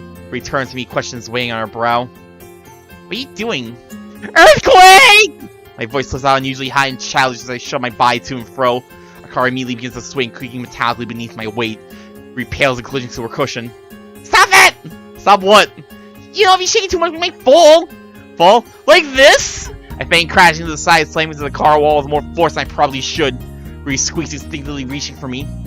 Don't do that! It's dangerous! What's dangerous? This? I strain and pretend to fall again, but Ree snatches my wrist and pulls me towards her. My momentum clashes against her. I'm barely able to catch myself against her seat. For a long, long moment, we stay in silence. I'm looming over Rue, one hand curled on the seat by her head, the other instinctively clamped around her shoulder. Her face is unnaturally close. At this distance, I can feel her breath, short and warm, brushing against my cheek. Her eyes, amber, also warm. Her hair, the color of light fire, silky, warm. Everything about her, warmth, comfort, love. Yama! Sorry! I finally come to my senses and flop back into my seat, staring very resolutely out of the window. What the heck was I just doing? Rui! This is Rui! Rui Hayata, the girl who's in love with you. Get a grip on yourself! And now, the silence is suffocating. So, we immediately pause, eyes cutting between the window and each other. You first. No, it's okay. I didn't have anything important to say. Me neither. Silence. Again. We stop again. Awkward. So awkward. What were you gonna say? Just, do you, like, trees? I feel a sudden impulse to bash my head into the window until it shatters. Trees? Really? Sure, they're like normal trees, I guess. Yeah, they are. We drift back into silence. I have something to say. Is she going to say what I think she's going to say? No. I have a better idea. I didn't even know what I was going to say. Still, it's a better idea. Well, okay. You seem genuinely annoyed, which catches me off guard. Shouldn't she be relieved? Relieved if you won't have to say anything embarrassing. So what's this bear idea? In hindsight, I really should have thought something before claiming so. Not that I had the luxury anyway. Oh, Yama. Well, I was gonna say that simple kind of crazy idea loose in my head and I go for it. Shh! What now? Millie dropped to the floor in an athletic crouch, pretending to search for something. Rue's face transformed as she curiously surveys my actions. After a few seconds of pausing, I pretended to yank something out from beneath the seat. Bugged. What? Why? Shh, Agent Hayata, don't make another move. I slowly peer out the window, silently praising myself for the diversion. Looks like Rue's forgotten what she was gonna say. But just for good measure, I throw myself to the floor with a yell. Rue instinctively follows. Make RPGs! Who said we have a problem? I start shaking the box again as Rue imitates an explosion, tossing herself around. Direct hit, Commander! Shield's at 23%! I'm a bit busy! I'm mind fighting some sort of alien pretending to kick it out of the car! Stand, Boris! Looks like we're done for, Lieutenant. The only thing left to do. A silence falls between us as we understand the gravity of the situation. Kamikaze! Let's give him one hell of a show! You got it, Commander! With a renowned enthusiasm, she whips around, slamming her hands against the cushions. The car shakes with enemy fire, but she retains her focus. Stay on target! Stay on target! The car screeches with speed. She hones at the mothership, right at the weak point. Stay on target! Mister, it's time for you to disembark. Abruptly yanked back to reality. Rue's leaning over the cushion, smashing her hands against imaginary controls while I'm by the window, fighting off non-existent borders. The flush of embarrassment that creeps up my neck is mimicked on Rue's end. Sorry, real sorry. Really sorry. Creep out of the car, feeling the lieutenant's eyes weigh heavily on our backs. The judgment. I probably shouldn't have done that. You know, you do a lot of things that you probably shouldn't do. There's a pun in there somewhere, but I can't find it. You can ask Akira. She's the queen of puns. We grin at each other like the pair of fools we are. We should meet up with the group. Yeah. Rue's gaze flips between me and the ground. Yama? Happens when fluid motion. He steps forward, gently pinches the edge of my sleeve between her fingers, tips toes up, and softly, hesitantly, places her lips against my cheek. Almost before I can register it, she retracts, cheeks flushing. Thank you. Turns and darts off to the rest of the group. From I can only stand there, mind completely blank, hand against my cheek. Why? Why would she do something like that? Why? Hey Cap, you done standing around like a goop, we're ready! Force myself out of my stupor and amble over to the rest of the group, plastering a fake smile on my face. Think this first, think later. Think never. Don't even think about it. Let's just move on. Where should we go next? Well, only one thing left to do. My eyes are drawn to a large, oddly shaped building at the center of the map. It's clearly the biggest attraction in the park. What exactly do they have in this text expo? What don't they have? You can pretty much find any lead escape device on display there, even their new tech that hasn't been released yet. Considering the building's size, I can see how they accommodate it all. This here holding some kind of lottery drawing for weed? Yo, we getting the good smokes here? I double checked to see whether I read that correctly. Surely they don't mean what I'm thinking, do they? What? Why they be giving that way at a drawing? I'm puzzled as well. Someone might explain what this weed is? Weed is just an acronym for Wall Electric Energy Director. It's a new lead escape cell with like run out of power from a wall socket, even without a battery. That sounds like an underwhelming feature to be so hyped about. We should go. This is an opportunity to introduce you to the world of technology, Yama. I feel like you just want to go for this weed. Not at all. I was just this for your sake. You stay ignorant about today's technological innovations. You're no better than Neanderthal. You goddamn caveman, Yama! How dare you not know about the good weeds? They did invent the wheel, so it's not like they weren't smart. In response to my sarcasm, Misaki looks me dead in the eye. It's the same glare she used to give me before she dragged me somewhere against my will. We're going. And just as I predicted, she takes a hold of my arm, pulling me towards the direction of the expo. What about the others? I'm sure they'll fall. Don't need to worry about them. As we dart into the building, I immediately notice the area is way too crowded for my liking. A stream of people push their way through the check-in lines, eager to receive admission. Seeing is reminiscent of a herd of wildebeest flocking a waterhole. Sounds about right for... Sounds right for Twitter users, honestly. I glance back to check on our group, but they're nowhere in sight. I think we've lost the others. Good. With them gone, we have a better chance of winning the lottery drawing. I don't know if you noticed me, the odds aren't exactly in our favor. But first, play the game to win the game, Yama. That sounds like a gambling act would say. Put up that one image of, like, the two dudes who are, like, pickaxing their way to a thing of diamonds. This is what gambling is like! Ignoring my comments, she quickly takes her place in the line. I'm a little surprised she doesn't force her way to the front. Luckily, it isn't long before we're called next. Then process to hold our wrists, giving us a pair of metallic wristbands, and printing on them are 7 numbers, which I presume are for the drawing. Take another hesitant glance around before entering the expo. There are way too many people here. You want to hold hands? What? Why? It's for us to be separated. Why else? Oh, without waiting for an answer, Misaki intertwines her slender fingers around mine and quickly leads me through the crowds. This feels familiar. Her firm grip, her brisk pace, her resolve despite my hesitation. After all these years, Misaki hasn't changed at all, has she? She's still the same zealous girl who dragged me everywhere she went.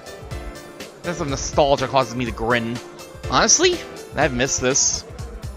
Misaki suddenly stops dead in her tracks, breaking me from my reminiscence. This looks interesting. She stands before a large rack displaying an array of peculiar-looking goggles. There's an exaggerated curve to their lenses, making them appear bulky.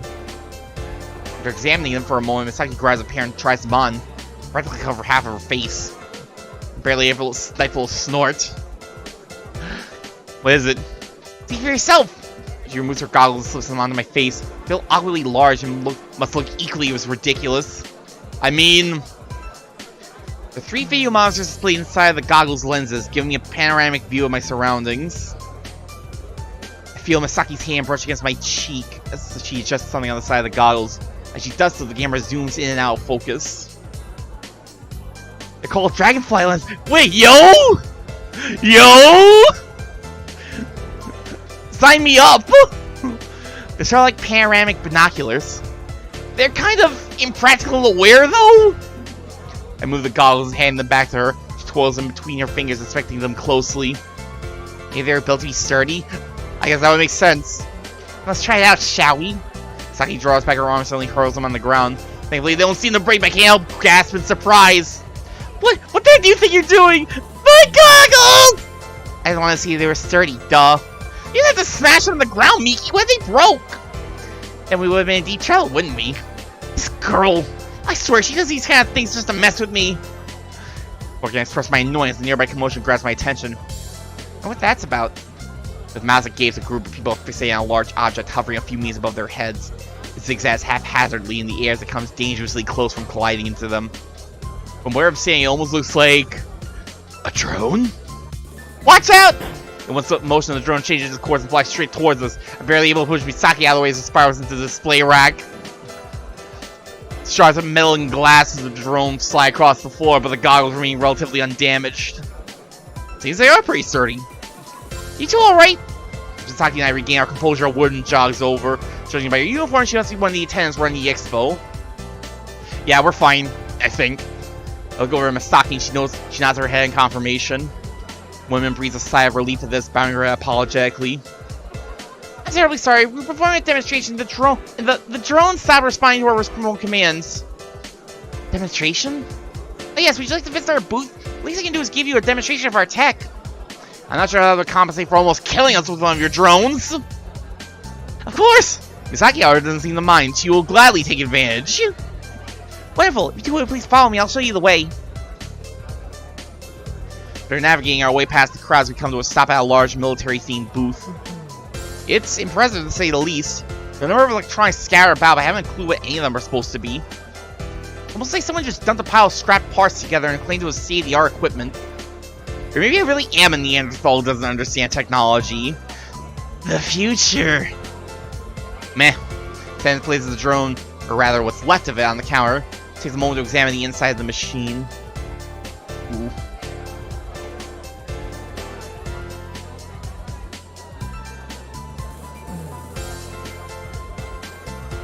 With a solemn expression, she mumbles something under her breath. The Ikaris are definitely not going to like this.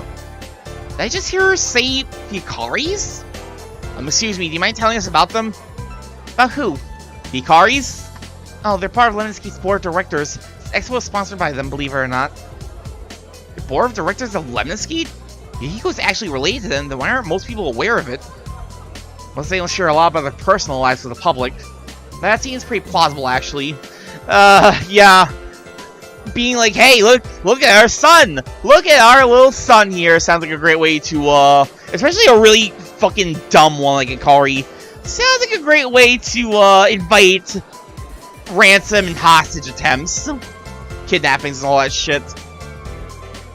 Not to mention, it would probably cause a lot of, undue stress and attention to Yahiko. You ready to see something interesting? Or can think more on it. The attendant props a large tablet on the counter for us to see. She expertly swipes her palm across the surface, resulting in an assortment of colored patterns that dance across the screen. Patterns gradually warp into a digital face of a man. The final boss of PlayStation All-Stars Battle Royale, that's a stretch even for me. Saki gapes at it admiringly. This is Max. Say hello, Max. Hello. It is a pleasure to make your acquaintance. Contrary to his appearance, the inflections of Max's voice sound very human-like. Oh shit. It's almost a bit disconcerting coming from something that looks so artificial. Max is one of our newly developed AI programs. AI? As in artificial intelligence? Oh no. Oh no. Correct. While we've made some advancements in the last few years, we're only scratching the surface of what's really possible with AI technology. In 6 more years, it will be stealing from starving artists. We have to kill it. I'm surprised at that research so far. Saki's eyes brighten with excitement as she examines the machine more closely. What's he created for exactly? The serves as an army assistant for law enforcement in the future. Oh no, he's here to help the cops. Assistant? Max collects massive amounts of data from various sources and uses the information to determine suspected criminals. That sounds like spying! That sounds like government state! We then relay his findings to the user in charge and suggest what actions they should take based on the situation. Is it possible for him to make a mistake someone for being a criminal? Highly improbable. If anything, Max would be more efficient than humans. His judgment wouldn't be clouded by emotion. Oh, I see. Curious, Misaki reaches out to touch the monitor. Forgive me for asking, but may I have your name? Throw him in the machine, suddenly inquiry. Misaki jumps back, holding tightly onto my shoulder. Huh? Oh, it's Misaki Kazuhaya. And how shall I address your partner? He directs this question at me. We're not partners. It's nice to meet you, we're not partners. The future! Is he personally being sarcastic? Are she even capable of doing that? Thank you for your cooperation. I have stored your names for future reference. Forgive me, but I must shut down in order to perform necessary system updates. Oh, of course. Have a good rest of the Max. Then probably shuts off his power and carefully places him back behind the counter. When she pops back up, she beckons us over towards the corner where a large telescopic device sits by itself. This is a laser microphone. While they're used for surveillance, I sometimes use them to eavesdrop on my co-workers. Did you just admit to a crime?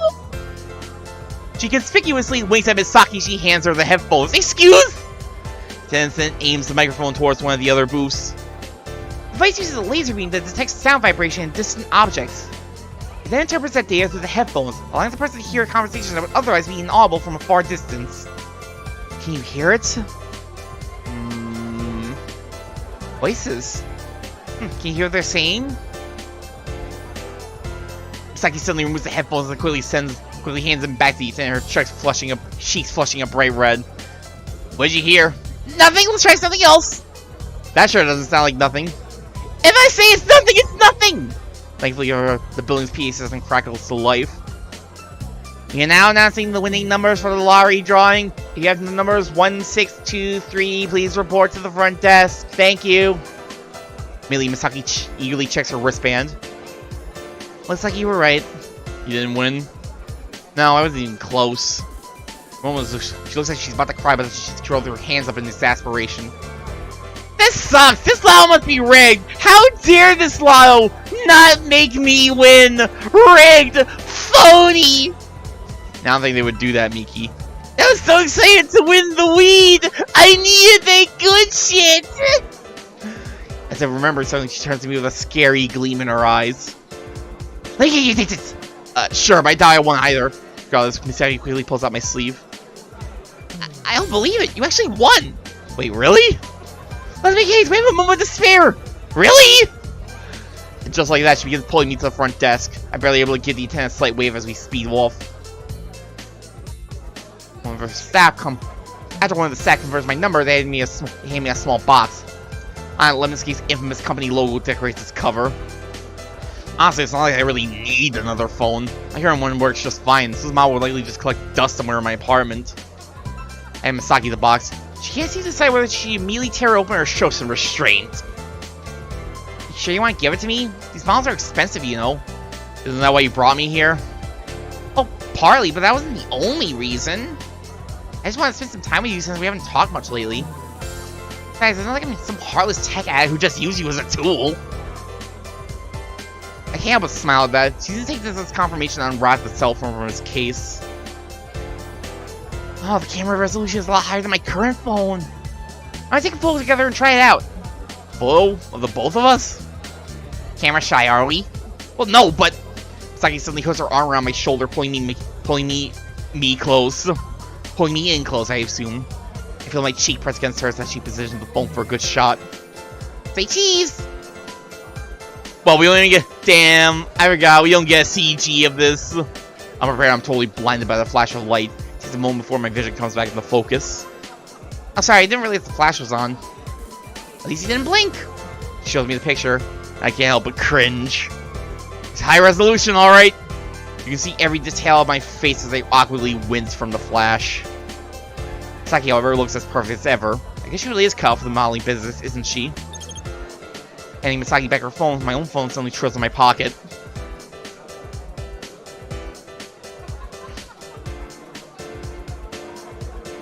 Five messages. Hey, where'd you meet around to? Hello? Did you forget how to use your phone? I just reported a lost child to security. We'll be waiting near the food court whenever you show up. Thanks, Rue. Who is it? Rue. She's wondering where we went. Oh, let's not keep her waiting. Saki takes my hand once more as we both make our way out of the expo. We meet back up with the group as parent Rui isn't happy with me. She avoids eye contact, focusing her attention on the hot dog she's munching on. Hey. Who's decided to join us again? It's not like I was given much of a choice. Up, there it is. I stare pointedly at Misaki, but she only grins. So, fun fact, very fun fact. During my very first playthrough of Lucid9 back when it came out, I forget the exact order I picked things in, but remember I picked Text Showcase last. And I specifically remember that because that text popped up.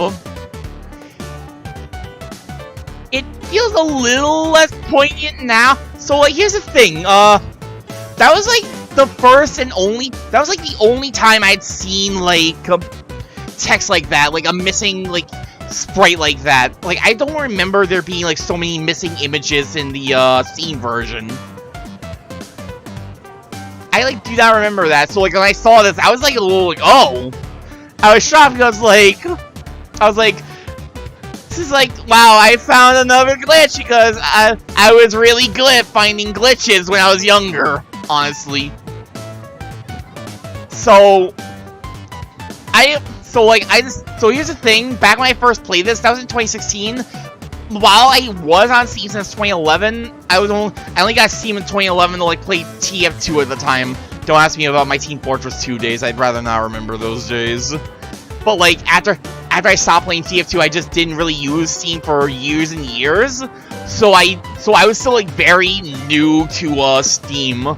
back when I like back when I picked up Lucid9. I did not make that was back when I was like a little like hesitant to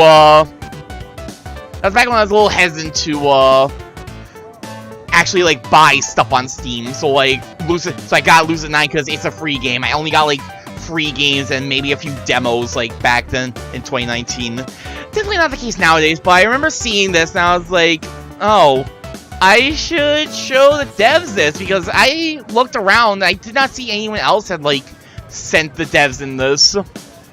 Unfortunately, since I didn't really know much about Steam, I forgot there was like an actual screenshot button. So I wound up just taking a shitty picture of my phone and I like sent the image to Fallen Snow Studios on Twitter. They responded, so someone there knew about this. So like for a few years, up until about sometime in 2019, 2018, something like that, I would check back in on Lucid9 every once in a while to see like if they had ever updated the game to fix this little missing image, because this was the only missing image that I knew about. This is the only missing sprite that I knew about that I remember seeing at the time. There might have been more afterwards. I don't remember that anymore. But I just don't remember like having such a problem with like missing images and missing sprites and sprites acting funky. Again, I don't know if that's a problem with like the itch.io version that wasn't there in the Steam version, or if it's like a problem with my computer or what, but it's just one of those things where like, I don't know, it's just one of those things I remember. Like I sent this picture, I sent this screenshot, well, a shade phone camera snapshot of this to Fallen Snow Studios, and it looks like 8 years later, it has still not been fixed. Maybe when they get around to like developing the full version, maybe they get around to developing like the full release, all of these missing images will finally get cleaned up. But yeah, that's a fun little memory. I remember I started testing out some of the other like ones to see if like there was like similar like missing images, like if you pick any of the other ones last, and I don't think I tested out all of them, but the few that I do remember testing out did not have a missing image. It did not like do this. So I somehow picked out I feel like I somehow lucked out and picked out the one and only like event where picking it last led to like a missing image, a missing sprite. So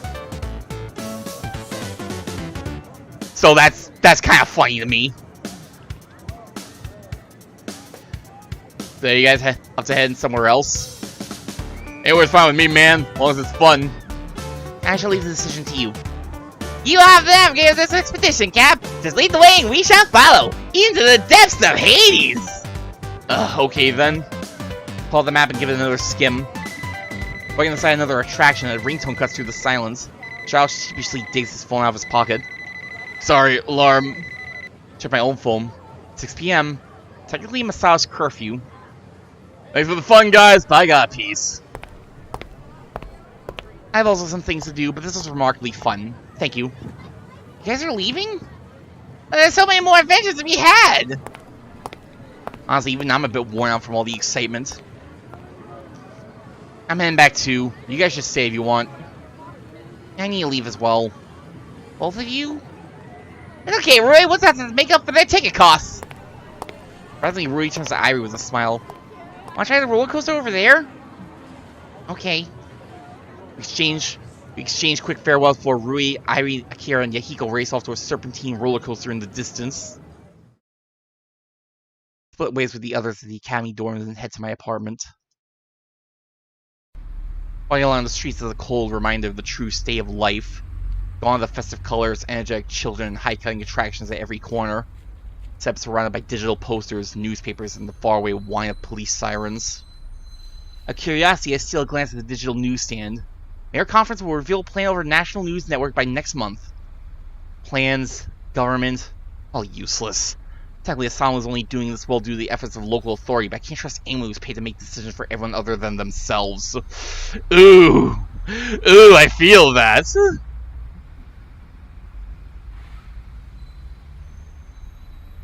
Oh, I feel that.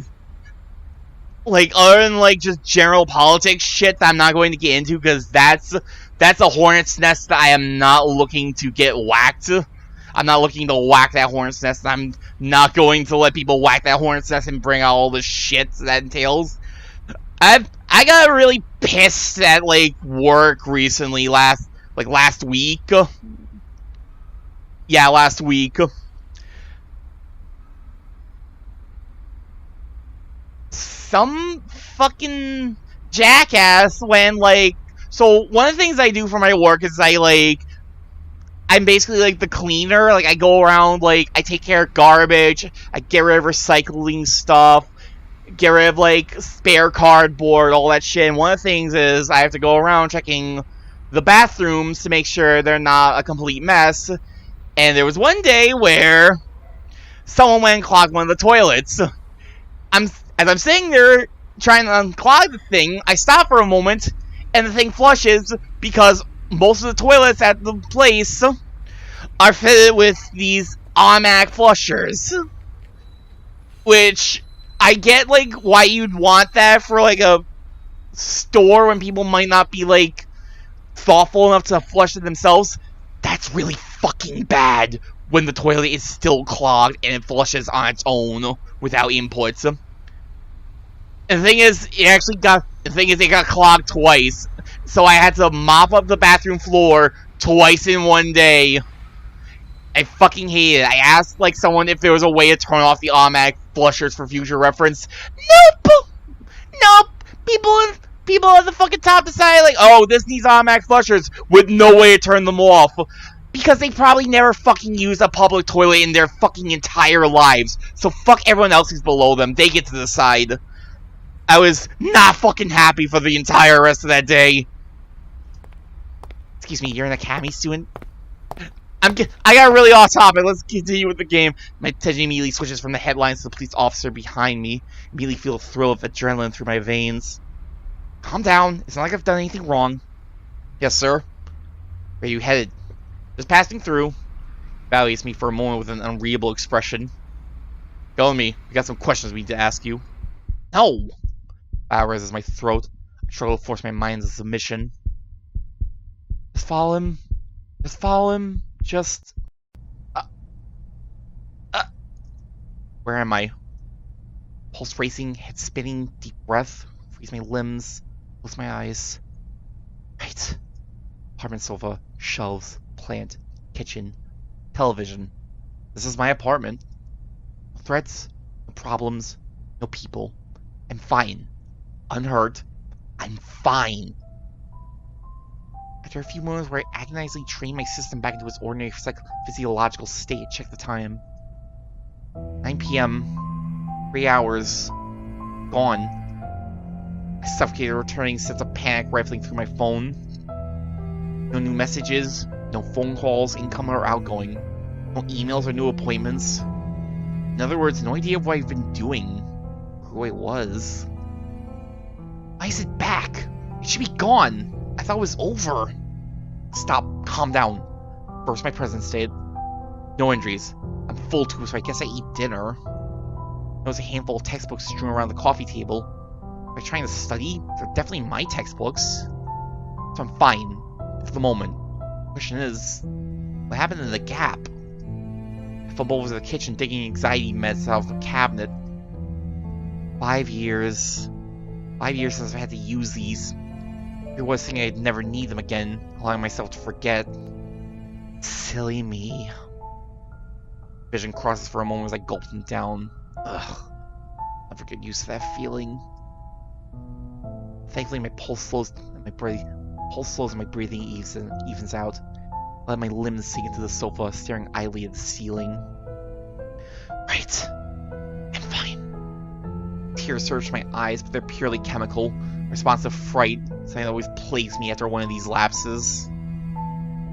Yet hormonal like a teenage girl fresh out of a breakup, but it's just my brain lying to me. It likes to do that, my brain. It's a pathological liar. Or does it stop at these random mood swings? Sometimes the world just seems so distant, far away, like I'm standing at the edge of the universe. If I had to describe the feeling in a word, surreal. Like I have one foot in the wrong dimension. Sound... Okay, I'm not a mental health expert. This sounds like disassociation. I get like this, I have to fight against it. Remember that I'm here. Life's here. The world is here. There are tastes and smells and sensations for a reason. Sometimes there's just a tiny trickle of doubt in the back of my mind. Am I real? No, not that. Not exactly. Of course I exist in the technical sense of the word. Rather, am I sensing everything correctly? My brain is lying to me about my emotions. What's to say it's not lying to me about anything else? You hear someone talk, you don't hear it how they deliver it. You hear how you perceive it, regardless of what their intention is. Frightening, infamous words. I like you. Be terrified, or you can be thrilled. It may even be a mixture of both. Can't imagine. Can't imagine someone saying that to me. Though I do imagine it would just fill me with a sense of dread. The only thing that matters is how you take it, not how the other person said it. Maybe they want you to be happy, or guilty, or angry. What they want doesn't necessarily carry across. Same for when you see something. Everyone looks at an advertisement a different way. Everyone takes fashion sense a different way. Saying a piece of contemporary art in front of panel critics will always gather a wide range of responses, as long as the audience is extensive enough. Nothing is absolute. Everything is just how it's perceived. That's what people like to say. In my opinion, that's the easy way out. I think there's something absolute. Somewhere there are rules written in the stone, or the essence of an object, something that's unchangeable and is there whether you like it or not. Yet, there's something absolute, then some people in their perceptions are right and others are wrong. What if I'm wrong? What if everything I sense is a lie? That's right. Last this happened, I think too much. My former therapist liked to say that I'm just trying to ground myself, re-solidify my values, remember who I am. All I really gathered from that explanation is that my brain is a huge pain. Over-emotional, overthinking, overbearing. Thankfully, I can already sense that I'm recovering. My heart rate is stabilizing and my breathing is even. I vaguely remember little bits of advice from my therapist. Ground yourself with something physical. Identify your negative thoughts and replace them. Accept your anxiety. It's a little alien coming back to the process after so many calm years, but I filtered through it easily. Like getting back on a bicycle after a hiatus. Good. Looks like the spell's passed. I better get to bed. Sleep is the fastest way to recover my memories. Welcome or unwelcome. What the? For your cooperation, Mr. Ishimoto. Would you like one of us to escort you back? I'm fine, thanks. Very well. Be sure to notify us immediately if you notice anything unusual. I will. What possessed me to buy so many groceries? It doesn't taste right. I remake it again. Stop by the police. What for? Public disturbance? I was behaving myself, thank you very much.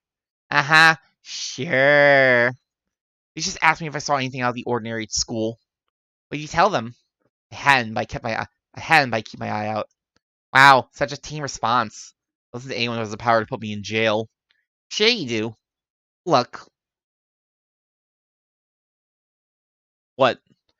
Just, I'm not gonna be around all the time to watch out for you. You don't need to. I'm gonna be gone tomorrow, okay? Good morning. What does this have to do with anything? Just, don't be an idiot. Oh, wait, I guess that's impossible. You're in a weird mood. You're weird all the time. See ya. Bye. So there was a call we don't know about? Time to rise and shine. Sleep is a marvelous thing. Everything looks brighter after a good night's rest. Sometimes we have random memory lapses. You get to recall events that you were once forced to forget. For example, the police investigation. Thankfully, didn't look like anything unusual. I should have known that, honestly, since I didn't find myself in prison. Bought groceries, made dinner, called Rui. Nothing out of the ordinary. The only potential rapture was being approached by the police. From the looks of it, I had nothing to worry about. So that leaves me with a typical relaxing Sunday with nothing to do. Good, I can deal with that. Still, that was a hell of a thing. police approach you and you just fucking blank for 3 hours? What the hell could have caused, like, an emotional response like that? What kind of trauma do you have, Yama? What's this?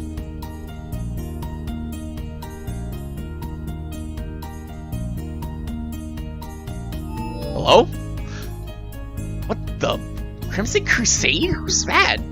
Some days I like to look at the sky and figure out what the weather would be like instead of reading the forecast.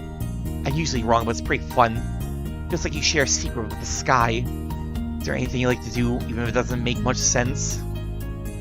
Delete! No, Yama! Why would you respond to some weird hissy? Sorry, I think you have the wrong address. Just about to set my phone in my pocket, but it immediately lights up again. I don't think so. What's your name? Right! That's not sketchy at all!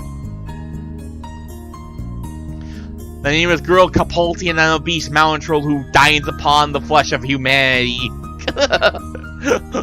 Lol, me troll! I never noticed that before!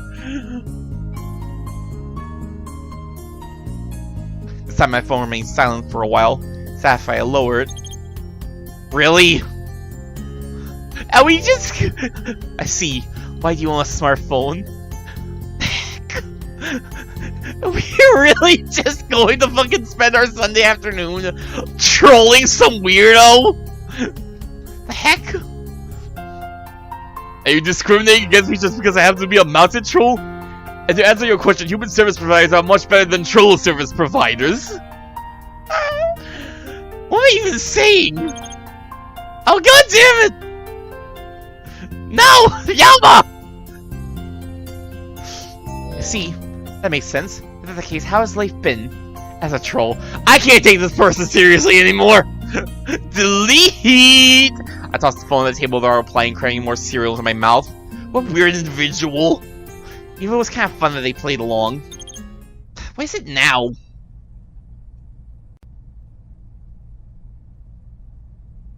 Email or message? Ishiyama, television, post haste. Trees, I switched to television on. Agree with yet another lovely news report. Trustworthy sources inform us that the Sunstream disappearance has increased to 3 innocent students. This trying time was to look not only for assistance but for the truth. It's well known the authorities recently set their sights on demolishing the infamous force of Isamu. Curious really, this misfortune follows hot on the heels of the recent push for the Building Act. Perhaps in an odd way, the Isamu force is simply fighting back. I immediately shut it off. Sensationalist news as usual. What should you want me to see? Fact that's in the news at all? I don't see anything new. You never see anything at all. Look harder. This woman, what's up with her? We already know there were 3 disappearances. Everything else is just hearsay. News can't know for sure the Isamu force has anything to do with the case. They're just scapegoating as part of a political movement. Unless Sylvierchii is saying that the media's accusation is suspicious. Unless Sylvierchii is saying the media's accusation is suspicious in and of itself. Don't think of it. Why would we be so quick to point fingers at an insignificant little forest? Of all things to blame, trees? The forest has eyes. It hears. It consumes. Maybe she wants me to investigate. And again, I'd rather not go alone. Hey. Wait for a few minutes, but there's no response. Ah, right. She said she'd be gone this morning. But it's kind of past morning, isn't it? I checked on her social media. No check-ins, no photos, no statuses, not since last night. 11 p.m. After curfew. Back at her dorm. Just like the other 3. So I know I sound like a creep, but what are you doing? Still nothing. I struggle to quench the rising sense of panic as I turn to another source. Have you seen Roy? Yeah. Where? Yesterday, dude. We were at the park, lol. I mean, after that, we went back to the dorms. You didn't see her. No? When did you last see her? Like 11:30 or something? Why? Nothing. Don't panic. You're overreacting. Keep calm. Akira would know. Akira's her roommate. Hey. Step early, Commander! How goes the date? The what? Ray said she was gonna meet up with you this morning. She did? Yeah, she seems so excited about it too. She's gone by the time I woke up. So you guys having a great time? Wait. She doesn't know. No one knows. Rui's been gone since 11:30 last night. Disappearances. Forced. I have to go. Now! I tear out the door and pull up at the nearest bus stop, which just so happens to have a bus parked in front of it. I step to the opening doors, but just before I place the foot on the steps, the narrow entrance seems to squeeze at me from all sides. Is this the boy I think it is? No. Not now. Give me one moment. Give me one moment, because I think this is... I kind of have a feeling... I couldn't remember exactly, but I think this is the part where we're starting to get into the major spoiler territory. Honestly, I probably should have put it up at the start of this, or like...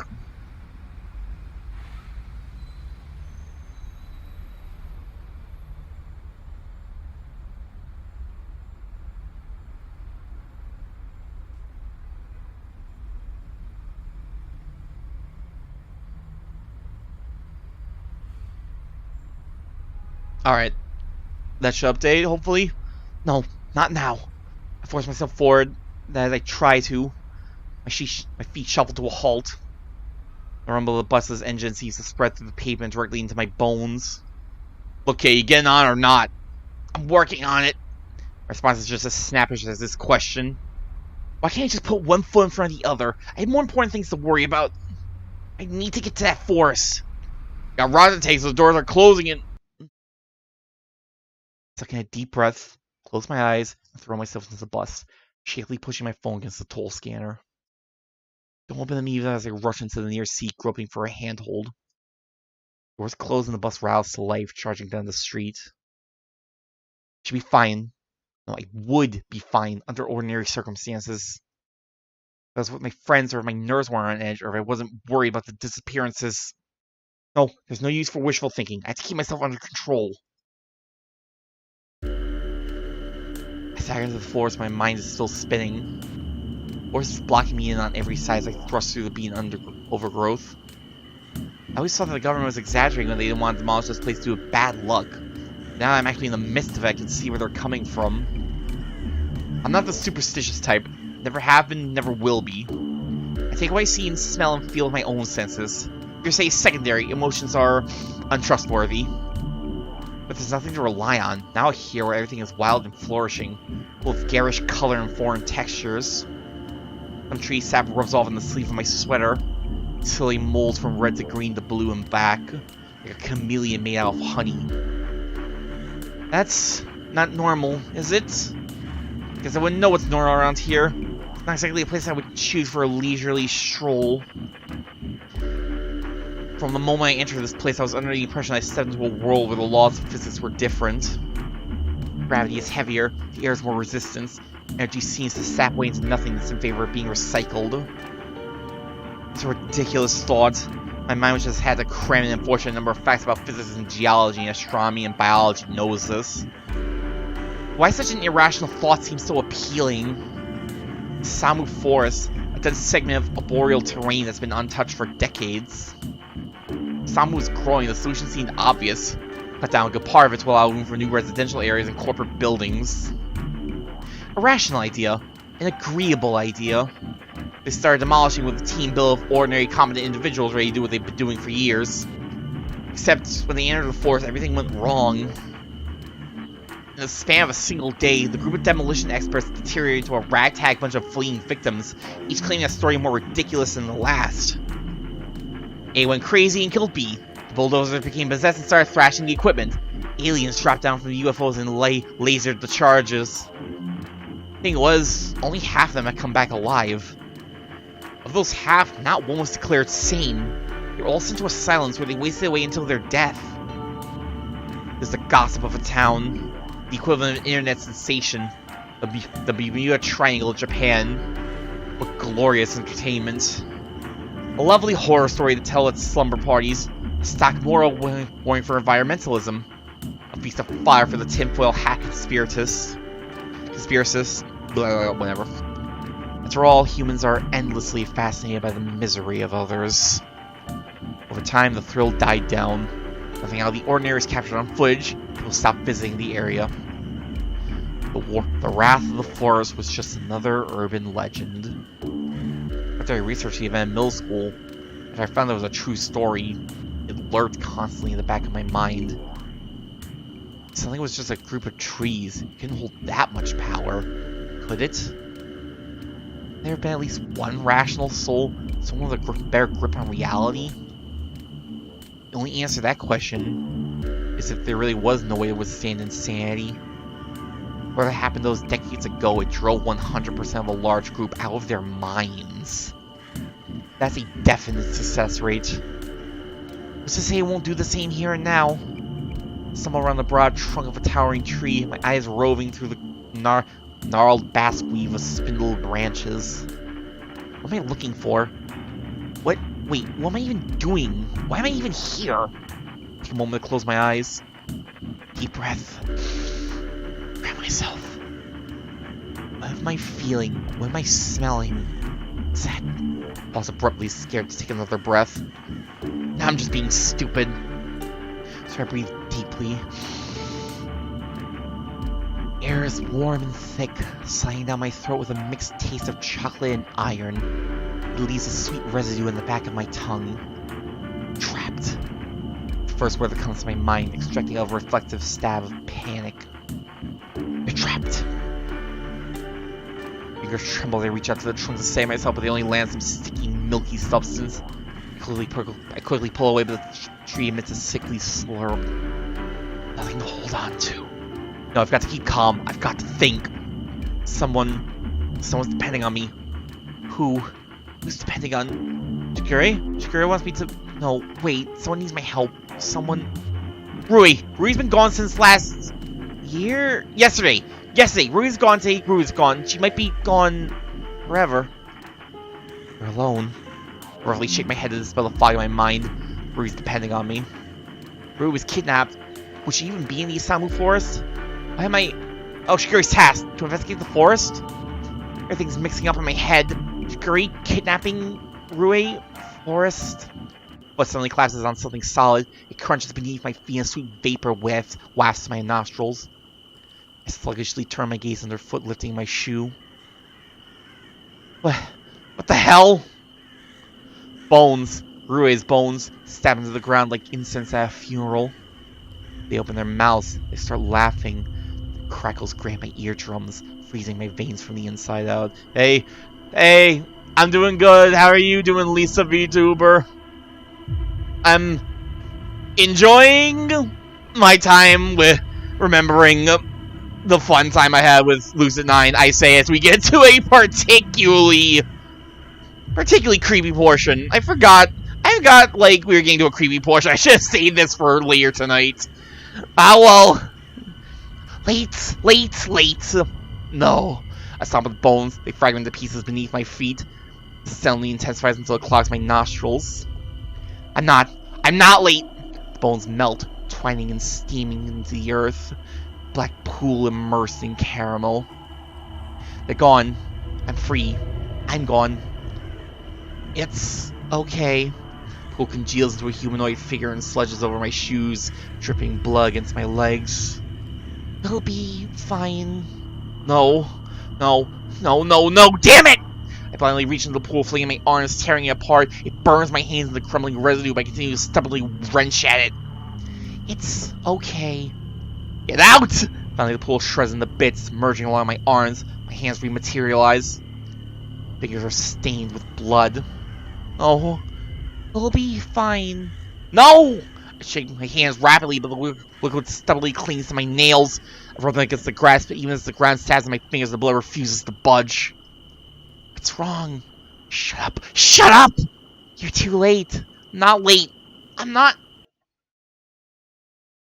I can't handle this. Not anymore. I sink to the ground, overwhelmed with darkness. Bones dance before my eyes. Hey! I jerk up, vision eerily clear, still shaking uncontrollably with my mind blurry. No blood, no bones, no pool. What just happened? What are you doing here? I jump at the sharp voice, which is coming from a stern policeman standing a few meters away. Unique sprite? We seen this guy? Wait, we seen this guy before back at the start, didn't we? My first reaction is relief. Another human being. But more than that, a police officer, so he can get me out of here. I notice his fingers are gliding over the electric baton at his waist. Quickly raise my hands, trying to pull myself together. Isamu Citizen, Yama Ishimoto. ID. It's gonna be a moment to recollect the digits through the haze of my thoughts. 532 4895 634. I mean 532 4895 634. And pauses, eyes roving across the inside of the site code, probably matching my name and image to the Isamu database. Managed to catch a glimpse of the badge pinned to his chest, which bears Police Captain Katsu Kobayashi in bold, clear-cut letters. A police captain? Here? Why is a police captain in the forest? You're an academy student. The sudden prompt snaps me back to reality. Yes! What are you doing here? Or just speak past the lump in my throat. I'm looking for a friend. His eyes clearly darken in suspicion. In the Isamu forest. Yes! I want to bite back to say something sarcastic, but I'm barely capable of registering sound, much less supplying witty repartee. Katsu types that site code, trying to speak to someone over the intercom. Yeah, kid, academy student. 532 4895 634. Non-hostile so far. Understood. He goes back to me, hands still hovering over his baton. Non-hostile! Just gotta give you a good whack to be sure. I instinctively shrink backward, trying to stay coherent. What's your friend's name? Name? Oh, Shiguri. Shiguri Enomoto? No! Rui Hayata. What's wrong with me? Rui, she's been missing since yesterday night, 11:30 p.m. I saw the news and I thought... Everything coming out of my mouth sounds stilted and contrived. My hands are shaking on top of my head. How do you know Shiguri Enomoto? I do. I know her. Yes, so I gathered. How? Case, witness, something. Touches the tip of his psycho, then frowns. You're not listed as a case for any. You're not listed as a witness for any cases within the past 5 years, much less under Shiguri Enomoto. Panic bubbles in my stomach and out of my mouth. Assistant, I'm her assistant. You can ask her. Business with Enomoto having the Isamu forest. I don't know. Just stop it all. Look, Yama Ishimoto, I'm not sure you are aware of your position. Given the circumstances of this morning, you are currently our primary suspect. What? He snores in disbelief but pauses, his attention suddenly turning to his site code. Pretend I believe that I'm verified, hence my suspicions. Remarkable. Understood, sir. Looks at me, eyebrows saying clear distrust. MO has substantiated your claim. You are cleared. Regardless, must vacate the premise. My head is still spinning. Just a little I understand. Primary suspect this morning? Vacate the premises? What's going on?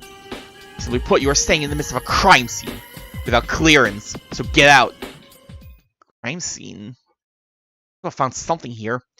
I act before my mind does, instinctively rush away without a word, walking on autopilot. Crime scene? The forest was a crime scene? And I was in the middle of it? Did they find a body? Are disappearances actually murders? So I return to the say that I come to my senses. Shiguri's still missing. Furthermore, I don't even learn anything useful from the Isamu forest. Nothing close to what Shiguri insinuated I'd learn. If anything, I just made myself a top suspect on a police's list. What the hell did they experience in that forest? It wasn't a lapse. In fact, I'd never come across something like that before. Listening to which I might liken is being high or drunk, but I don't have a proper frame of reference for either. What could have caused it? Aside from that, there's something far more important. Rui's absence. Could she really have been kidnapped? Could she be dead and I wouldn't even know about it? Fragments of my vision of the forest return to me by shaking them away. No, she has to be fine. It shows my phone suddenly trills. Despite my calm process of thought, it seems like I'm still on edge. Moment of truth. That's the boy, Commander! Rui says return to home base. I'd like to know. A sigh of relief passes my lips. Rui's fine. No disappearances, no kidnappings, no murders. Well, that was anticlimactic. Still, where has she been? Why did she tell me she was okay?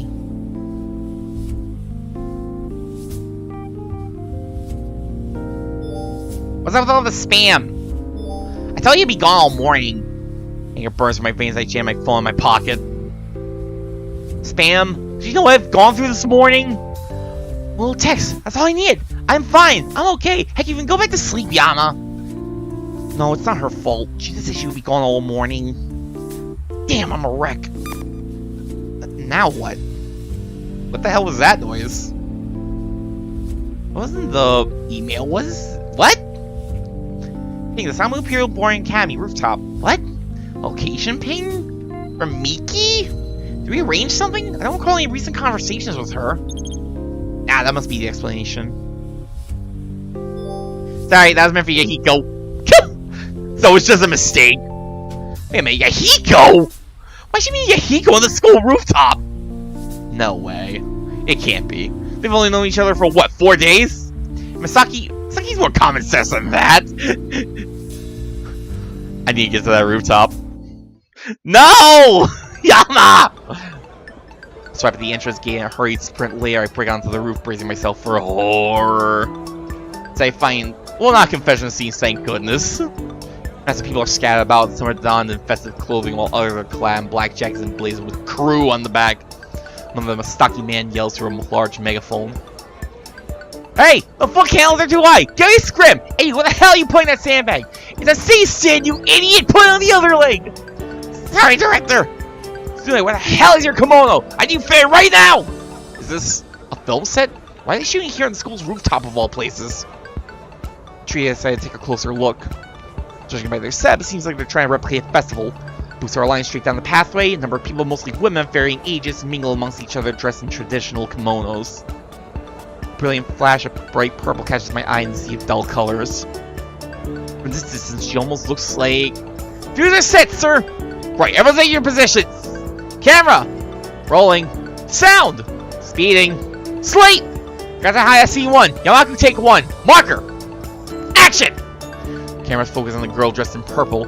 As the group of girls around her chat animatedly, she remains disconnected from the conversation. Her head is lower as they drift from booth to booth. Cut! Perfect! Who relaxes in the quiet murmurs as the director reviews the footage. Strike closer to the set for a better view. Masaki? It's actually Masaki! As soon as I blink, she disappears among the sea of actors and crew members. It all happened so quickly, I wonder if I nearly saw an illusion. Where's Kusunoki? We haven't been able to contact him for a while, sir. What do you mean haven't been able to contact him? He's the other talent! His manager's not picking up! I need Kusunoki for the next shot. Get me Kusunoki! Yes, sir! Yama?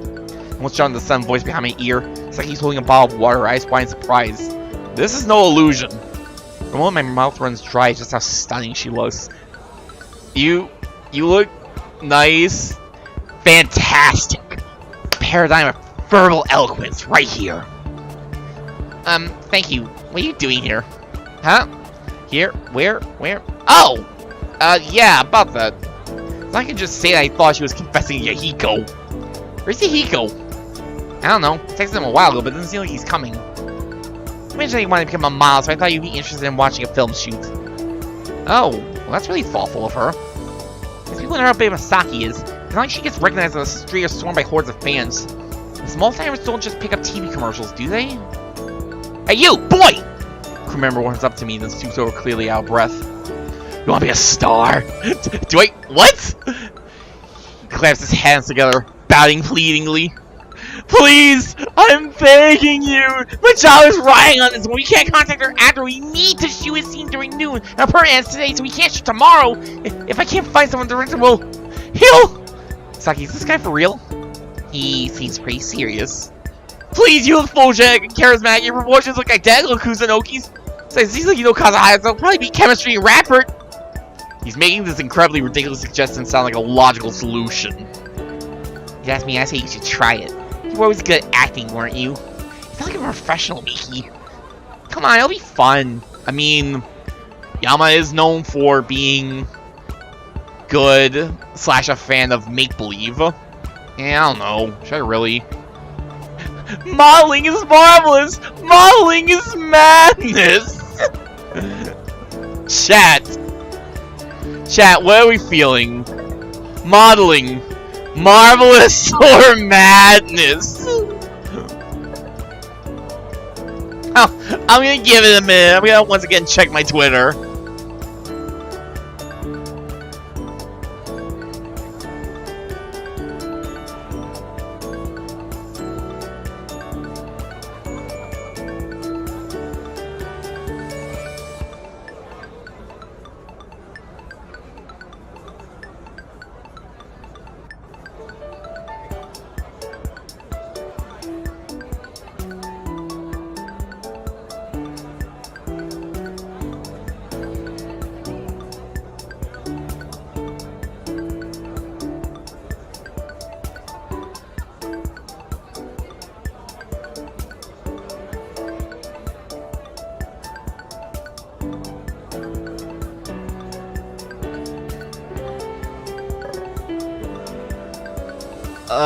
I'm gonna be right back. I'm gonna grab myself a little something to snack on. Then I'm just gonna make a decision if chat has not made a decision yet. BRB.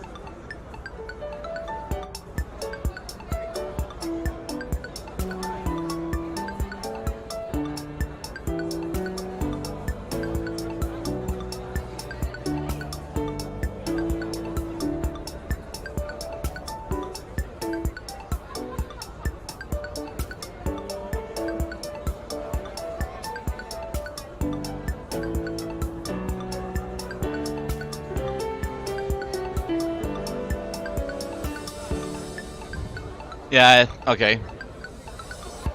I'm gonna try and make the choices that I remember making back when I first played Lucid9, so let's try it! Now I think about it, I guess it would be a change of pace from the instant this morning. Fine. Crew members clasped his hands together, jumping up and down. Even Saki was surprised. Guess she's expecting me to come up with some excuse. Oh. My chap! Very professional here. She was expecting me to come up with some excuse. You will? Yeah, why not? Okay, great.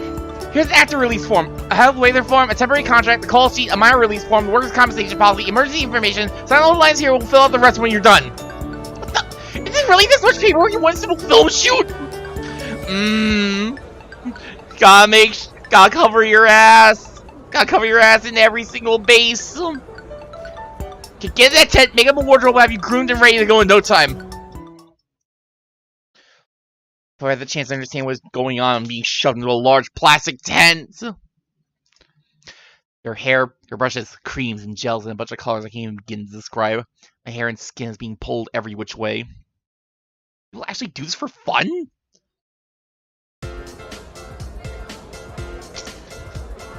We're finding out the heck buzz of activity. A crew member takes me beneath the widespread of a dark umbrella. I'm exactly casually sitting on a 12-back stool, immersed in her phone. I always thought she was beautiful. In this pose, one leg crossed, elbows tucked in, chin tilted ever so slightly. She looks like a legitimate model.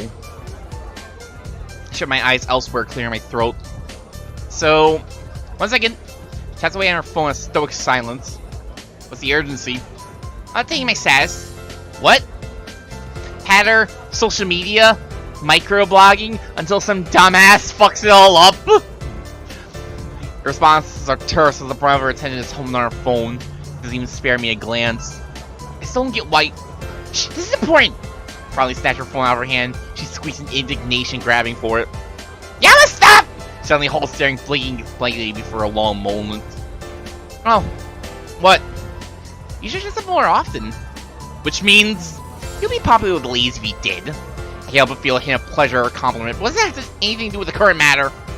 Why are you always on your phone? Oh, my phone! Give it back! You didn't answer my question. I'm warning you, Yama. Give me my phone back, or else. I smirk, challengingly waving her cell in the air. Or else what? Like me to sudden lunge for her phone before I have the chance to sidestep her. She grabs my wrist and attempts to pry it out of my hand. As her eyes widen, she slips on the length of her kimono. The momentum scissors falling straight into me, and we both spiral into the ground. We're fucking up our costumes! Ow, my back! Now look what you did. What I did, you're the one who... I stop short, finally noticing our close proximity. The length of her soft hair brushes over my face, and I find myself turning my head to cover the flush on my cheeks.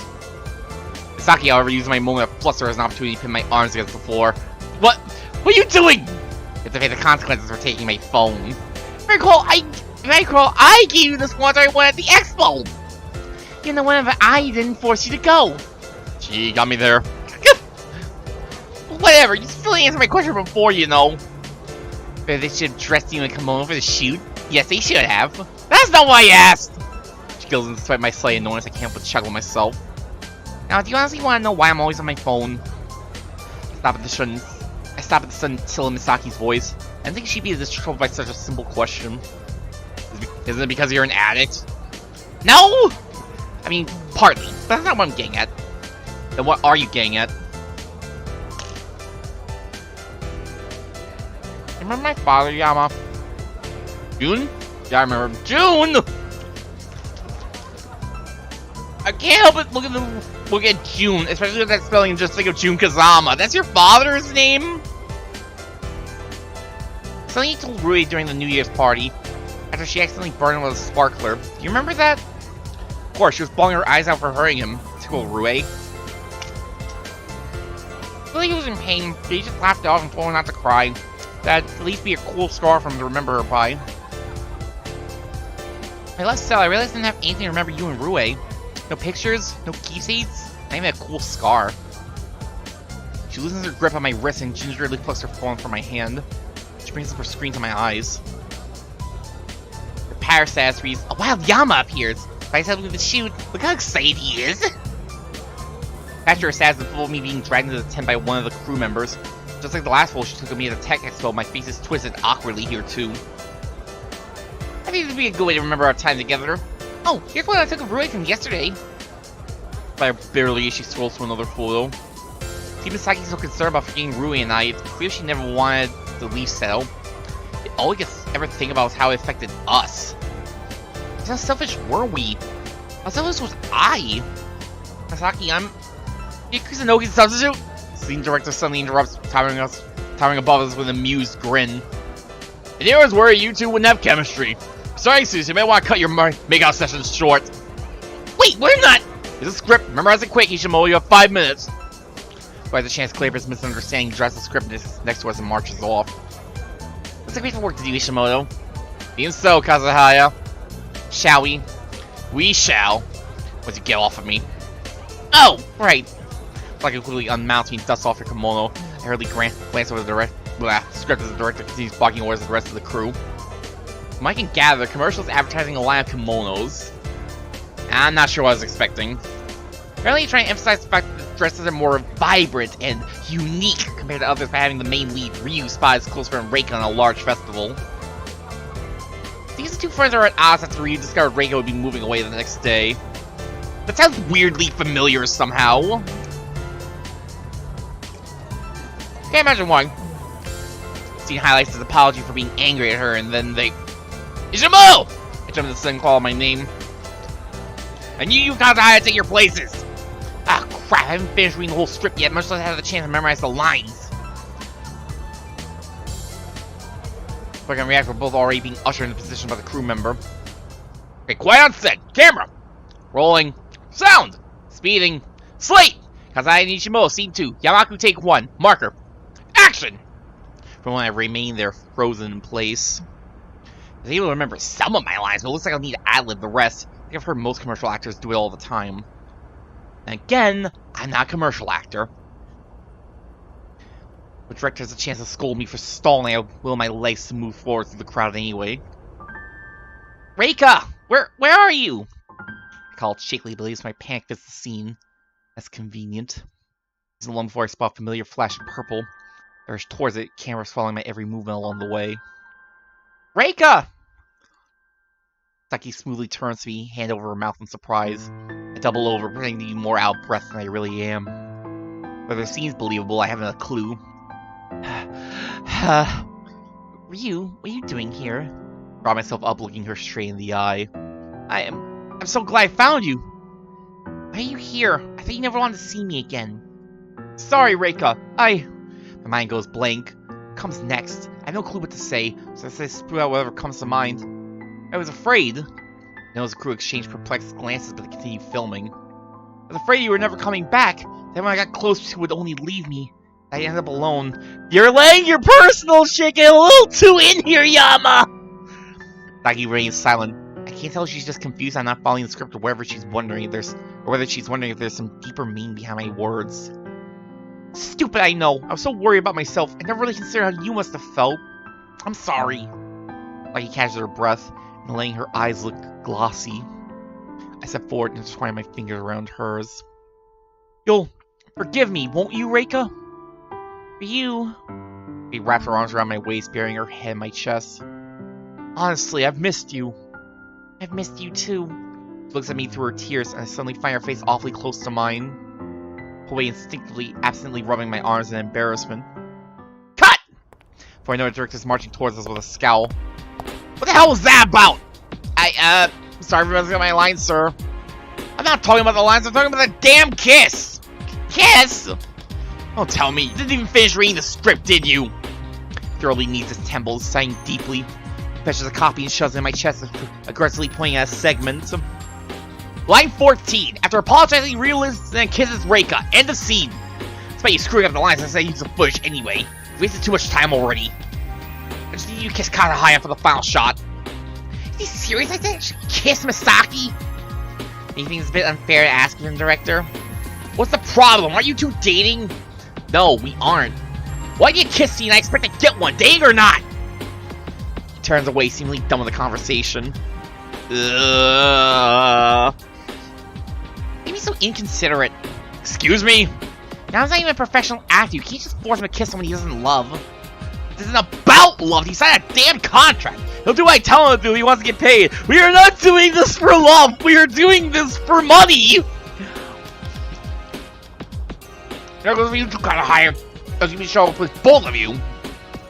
Go ahead and do it for all I care. I have friends feels more than this damn commercial. I hand her shoulder and attempt to calm her. As I am to kiss her, I wouldn't want her to lose her job. Fine, Miki, it's my fault for not reading the contract. I think Rui would feel... Rui? Why would she bring up Rui? Look, I don't have time for this relationship crap. Will you do the kissing or not? Yes. Yama! Then take your positions, now! Director senses one last piercing glare before striding back to his chair. No room for argument, Misaki and I return to our locked embrace. You sure you want to do this? Alright, I just thought of an idea. Idea? What are you talking about? Just trust me. He senses Misaki's apprehension as the camera focuses on us once more. Sleep! Kazai Nishimo, Scene 2, Yamaku, Take 2, Marker. Action! Going to need to get my face as close to Misaki's as possible if I expect this to work. I brush my fingers over her cheek, slowly tilting her chin upward. For a moment we remain there, suspended. Her eyes, still red from crying earlier, bore into mine questioningly. So what are you planning on doing? I hear my heartbeat in my ears, feel her slight exhale over my lips, smell the light cherry fragrance of her hair. I close my eyes, drifting closer. When we're only a few hairs apart, I discreetly move my thumb to her lips. He exhales sharply, stiffening at my touch. I almost retreat my hand, afraid I heard, but she only tightens her grip around my waist to prevent me from moving. God, this is so awkward. It was always going to be. Good! Good enough. Take 5, everyone. As Gru sells, I instantly draw back, releasing her. That was a stage kiss, wasn't it? Why did you tell me you were going to do a stage kiss? Would you prefer the real one? Maybe I shouldn't have said that. But I can cover up my faux pas crew member jogs over was. Isamu, right? Thank you so much. You totally saved my high right there. Oh yeah, no problem. If you wouldn't mind, we still have some papers you need to sign, and the director would like to discuss your pay. Sure. This crew member leads me away, giving Misaki a departing wave. Yo, we getting paid for this? But instead of waiting back, she averts her eyes and slinks back to the changing room. Did I somehow make her mad? As I speak with the director, there are a lot of numbers, papers, and lengthy terms I don't completely understand. But from the sounds of it, I require a decent amount of money despite my screw-ups. How much money? How much did you get your pay cut for not fucking following the lines and shit? By the time I return to the set, Misaki's already disappeared. Maybe people left her around half the crew who are currently occupied with tearing down the set. Oh. Phone call. Yahiko! Where the hell are you? This whole thing was for you in the first... This whole thing started because she was trying to contact you, dumbass! Hello? Don't get way at... Why? Oh, you're GFC. You get any of our messages? Messages? I briefly checked my phone. Are you serious? 100 messages? Should I send more? Never mind, I'm on my way. See ya! Goddamn guys! I cut the call next to the rooftop, heading straight to GFC. I'll check. I need to learn some text etiquette. After a couple of minutes of uneventful walking, I reached the familiar ambiance of the local General Fried Chicken. Yahiko chilly waves me over, brandishing a formidable drumstick in his hand. Still next to him, keeping my eyes off of Rui. For some reason, just looking at her brings back a flood of negative emotions. Give you to join us, minion! What took you so long? My insides burn with anger, but I keep my gaze on the table, taking a moment to save my voice before I answer. I was busy. Were you running? Are you getting back on the track? No thanks. Oh, I know. You're practicing for my lessons, weren't you? Sly move, my good minion. Do you woo any ladies? I guess. I'll mention the flash of pain that crossed Rui's eye. I'll miss the flash of pain that crossed Rui's eyes. I'm stricken with a twinge of guilt, I shove it away. Hey, really? Damn, Uproar's growing up! I don't know, she hasn't responded yet. Life passes smoothly from my lips. I grab a piece of chicken to quell the nausea in my stomach as Rui quickly straightens, absently playing with her hair. That probably means she isn't that she isn't into you. Figures. I had no clue you'd be interested in Yama. I tighten my grip on the table with my free hand, finding the same calm. Maybe. There's no reason for a girl to wave she's interested, right? Right. If she liked me, she would have told me right away. Exactly. Damn, I'm a jerk. Angrily tear into the chicken, bang with such force my jaw aches. Yahiko stares between me and Rui, clear concern lying his brow. Oh shit.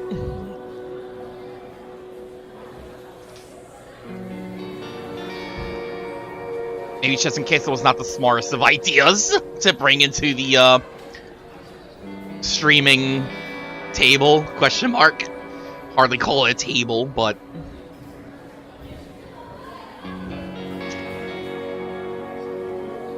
I think I stopped my face with more chips. Are you two okay? Huh? I'm fine. It kind of feels like you two got in a fight. We haven't. She says hesitantly. No, if she herself doesn't know why my mood is so terrible. Honestly, I have no one to blame but myself. I thought I'd given myself some time to calm down from the forest episode, but apparently it wasn't enough. And now I'm taking out the only 3 people in the world I can call my friends. Damn! Sorry, Misaki! We can't help you if we don't know what we can't help you if we don't know what's wrong. I almost jump at how serious his voice is. I know, I brought a terrible mood to this place. I need to shake it off. Time in the forest is completely over. My only task for the rest of the day is having fun with my friends, and fun doesn't come with a sour attitude. Sorry, I heard a pretty creepy story this morning, so I'm a bit on edge. That's pretty much the whole story when I boil it down. It sounds pretty pathetic. Creepy story? He sees to me a concerned glance which I honestly deserve. I'm not exactly known for being gullible or superstitious after all. Shake my head at her, which Masao seems to take as guilt. Don't worry about it, man. We all got our off days. Thanks. Oh, you're talking about creepy stories. I have a great one to tell.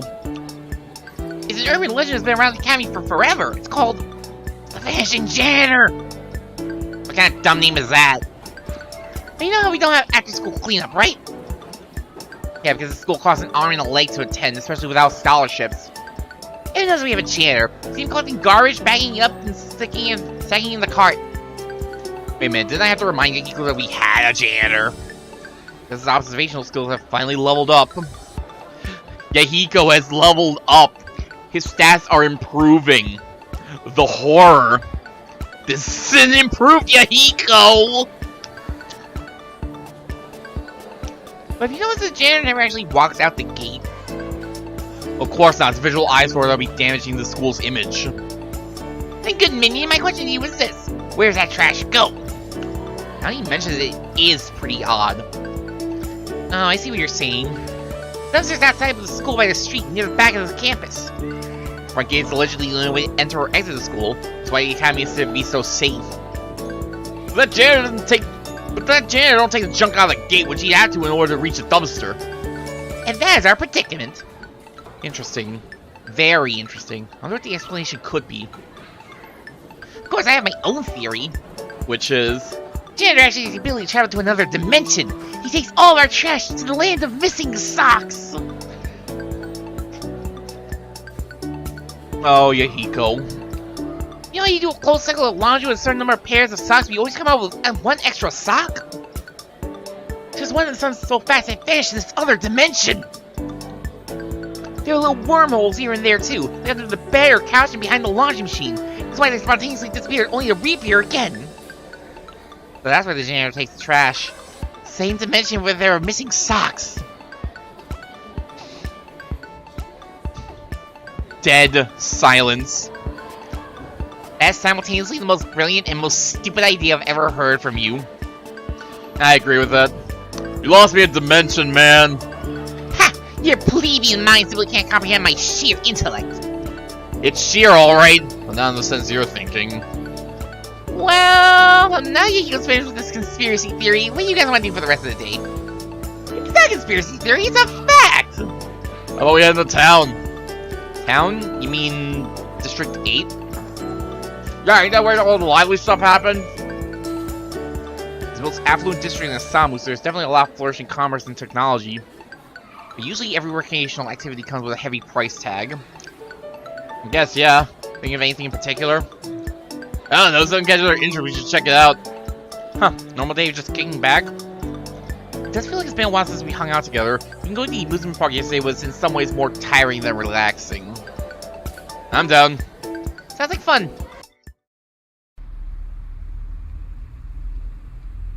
Finish up the chicken and head to the subway.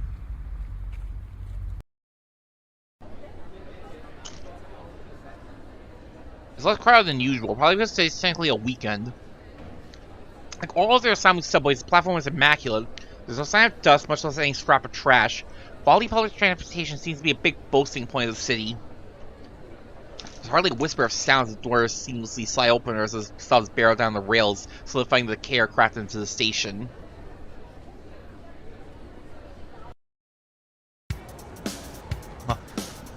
We board the next train to District 8, affluent street with skyscrapers seen fading to the clouds.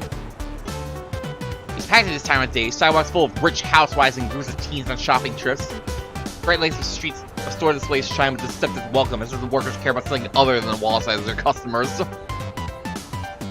Oh? Just down the street, I noticed a familiar mop of red hair in front of a large gaming store. Oh, isn't that Airi? Peer over the crowd of heads to the other side of the street. Yup, it's definitely Airi, staring emptily through the glass display without a care in the world.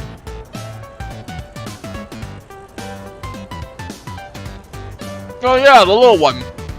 Maybe we should invite her to hang out with us. Are you kidding? Her? I'll calm down. What could she possibly do to you? Completely break down his confidence as a man? We should invite her along. Well, clearly there's something wrong with her. She didn't fall for my irresistible charm. Uh-huh. It gets even better. I did a little digging. Turns out anyone who talks to her mysteriously goes missing the next day. Really? Oh, give me a break. Yama and I talked to her 2 days ago and we're still around. Give it time! What? Give it time! The rumor has been quelled! Shut up! This is ridiculous. Now we should invite her, right?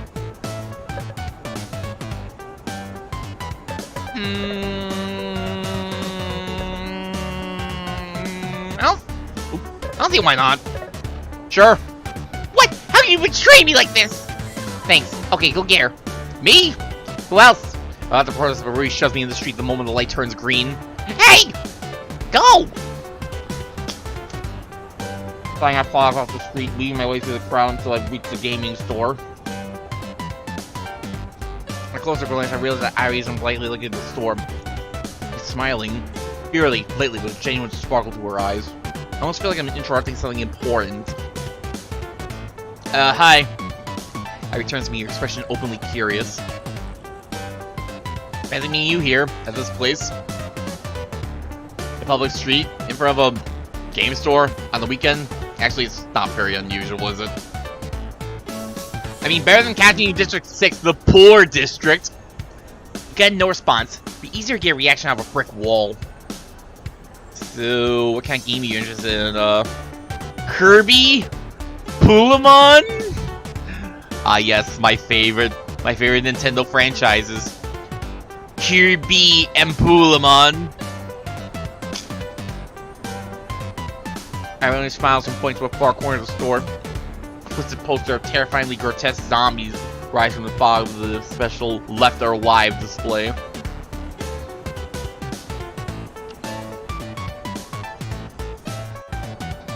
Wait, what?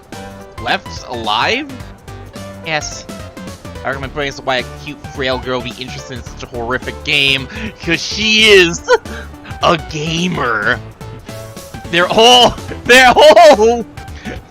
terrifying on the inside. Just look at me. You like Left Alive? You save creatures from their miserable lives. So you like Summon Legions, Nimbus, those kinds of shooters? No. What other games do you like? Fugu? Wait, the survival horror game that gave Yahiko nightmares for 2 months? You mean Fugu Fall of Shadow? Oh shit. Oh god damn it.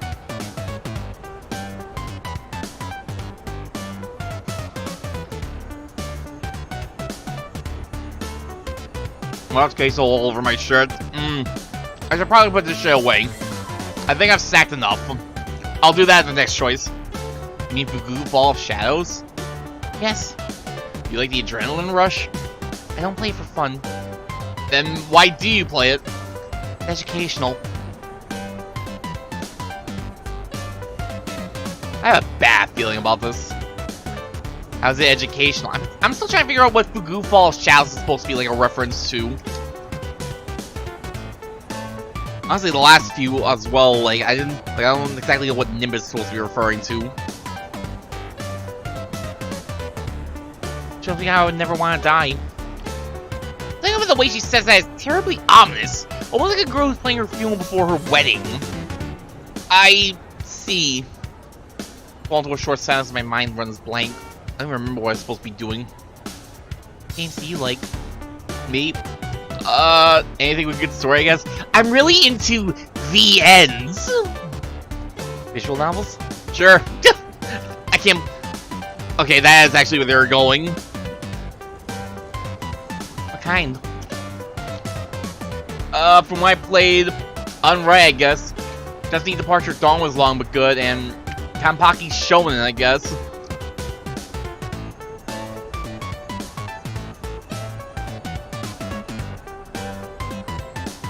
I do not play enough visual novels because I am not 100% sure what any of these are supposed to be. I keep looking at Kanpaki Shonen. I'm thinking that's supposed to be, I think it's supposed to be Tokimeki Memorial, but that doesn't make sense. Great, way sounds certain. Ivy's gaze drifts off into the distance. I can't tell if she's thoughtful or bored. Are you telling me that visual novels bore her? Maybe visual novels bore her! Oh, no wonder she always seems so emotionless! No, really, visual novels are cool. This game is cool, you should play it. It's free. What was I supposed to be talking about again? Gosh, you take forever! He pops up next to me, almost as if out of nowhere. Who are you? Me? Crossing the street. I was giving you time to invite her, you idiot! Oh, right, hanging out with us. You wanna join us? We're gonna do something fun, probably. That sounded really creepy! What? We don't actually know what we're doing. How about this? He points to an advertisement in the corner of the shop display. Cafe de la Pie. Karaoke now open for business. Interesting. I remember that Cafe de la Pie has another branch in this district. I never expected it to be open for karaoke. Karaoke sounds fun. I like belching your lungs after a day of running. My ideas are always the best. Alright, wanna come with us? Please, be more fun if I wasn't the only. It'd be more fun if I wasn't the only girl. Yeah, it'd be nice to have an actual girl around. Yeah, what? Yamcha's the best he can be. He just doesn't cut it. I do like their banter. I'll always say I like their banter. He seems to be even amused Airi, who's about to squeeze upward and bears fast simile of a smile. However, I see your eyes narrow a little, still processing my question. Karaoke? Yeah, just for the competition to show off our voices. Competition? You ever play Yakuza, Airi? Or sorry, they call it like a dragon here. But what they would call like a dragon, like this would be like, oh yeah, it's not the actual, it's our totally real brand. Would be like a tiger, dragon-like maybe. Not you'll have much competition in the ladies division. Oh yeah, don't beat yourself up. Your voice isn't that bad. Can I seriously walk in that joke twice? I'm losing my edge. However, Liz is intended effect. Airi finally shares her gaze with us again, and her smile returns. Very well. Really? Great! She easily pulls Airi along as Masao bolts down the street with renewed vigor, and as Yahiko falls at a cautious distance, uncertainty in his eyes. Does not trust her. Again, his confidence as a man was shattered by her. The cafe brings a sharp sense of deja vu with the noble exception that there's no uptight British cashier at the counter. When we inquired at karaoke, we were shown a small, comfortable back room with clean wooden panels and velvet carpeting. It looks just like a cheap room for belting discordant tunes and more like a miniature stage at a theater. Okay, clock seconds, I ain't spending much time on explaining. We'll choose one song except the judge. Who's the judge? I volunteer. What? Hell no! Yeah, you're not getting away that easily. But I sing without our rival! I pick my words carefully here, I'll have to actually sing. We are rivaling. Your skill as a contestant versus my skill as a judge. I like Masao and Yahiko were just staring in awe, and Rui's just like, you're such a shit. You're such a little shit. Oh, okay. Wait, what, are you serious? I want to hear fail. Look, we gotta get this competition underway, so I'm moving on. Yama's the judge, we all sing a song. That's simple enough. Wait, there's a catch. You gotta sing the song the person on your right chooses. That means Masao would choose a song for Airi, Airi for Yahiko for Rui, and Rui for Masato. Oh boy, this matchup is going to yield some interesting results. Okay, time to choose. Masao passes around a small tablet, and each person takes their time selecting a song. What are they going to choose? Then Yahiko and Masao, I'm sure they'll pick something weird, but what about Airi and Rui? Finally, they'll seem satisfied with their choice to settle onto the couch. I clear my throat, dramatically tapping a finger against my armrest. So, who's first? No response. I guess I'll go. Brave soul. Walks up to the manager's stage with the microphone set up. You better not have chosen something weird, Yahiko. Don't worry, I chose the opening of my favorite anime. Wait, was this favorite anime? Super Heart Magical Girl Lyrica-chan! The magical girl anime? Really pale as I struggle to hold back my laughter. Good luck, Rue. By which I mean, this will be hilarious. This song is called Lovey-Dovey Magical Heart Prism. She must regret going first. Rui timidly touches the screen to start the song. An energetic pouncy tune begins to play, accompanied by Yahiko enthusiastically bobbing his head. Love is friendship! Love is magic! Love... Oh god, her high-pitched voice combined with all-key vocals pound my eardrums mercilessly. Love is everything! Sugar and spice and everything like... This isn't Powerpuff Girls! I love you forever and a day, forever and a month! I love you forever and a year! She goes into a little ball on the stage as the song finally comes to a close. Is it over? Is it? Yes, it's over. I'm free. Managed to clap politely as Rui descends from the stage, her knuckles white from gripping the microphone. Oh shit! Self-voicing disabled. God damn it, I fucking hit the wrong button again. So how was it? I just used my words wisely here. It was colorful, got bad personality and depth, and original performance. Original more wisdom one. Thankfully the others nod with me in agreement. Rui smiles at my vague compliment. Thanks guys. Sal, you going next? Yep, lay on me, Rui. What did you choose? I don't know, I picked a random song. Look how this will turn out. My song is called He immediately expels a stream of vulgar words into the atmosphere. I didn't even know so many inappropriate terms could fit into one song title. I think we'd be outside to make sure there aren't any little kids around. Okay guys, you ready? No, I'm not! Here we go! I never heard so many expletives sung in rap succession like that in my entire life. The look on Rue's face makes it seem like she's been scarred. No! The swear words! Think of the children! Stares at Rue. Even Airi's eyes widen throughout the performance. Thankfully, the song is even shorter than Lovey-Dovey Magical Heart Prism. Our misery is short-lived. That was awesome! Thanks, man. What you guys think? He looks expectantly around the room, but Rue and I fix our gazes on the floor. I should have picked a song at random. An awkward silence pervades the room. Yes, it's my turn. Oh. Walks to the microphone with dispassionate expression. She doesn't seem to be even slightly embarrassed, which I find surprising. You'd be honored! This is a good song! Oh, please don't let this one be as bad as the last. I gives the screen a brief glance, but shows no reaction as she sees. She picks up the microphone and immediately starts the song.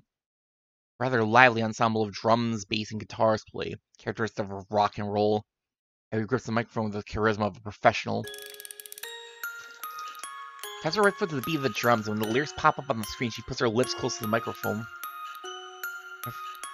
I'm not putting you through my singing again. No, fuck that. I'm already done with the singing. So, am I hallucinating? Is this beautiful voice really Airi's? Oh, she's actually great. Better than great. She's amazing. You feel a powerful emotion coming from her angelic voice, like she was the original singer. Dance moves are perfectly synchronized with the lyrics. I feel as though I'm attending an actual concert. Feel the joy emanating from Airi she sings. Her face is lively and filled with energy, a stark contrast to her normally expressionless face. A love song, Masato? Huh? Upon completes this last beat, Airi, panting heavily, places the microphone back in the stand. Voice beats the sweat from her forehead. She immediately regains her usual poker face, as if what just happened was merely a dream and approaches as awaiting our judgment. Don't talk too fast.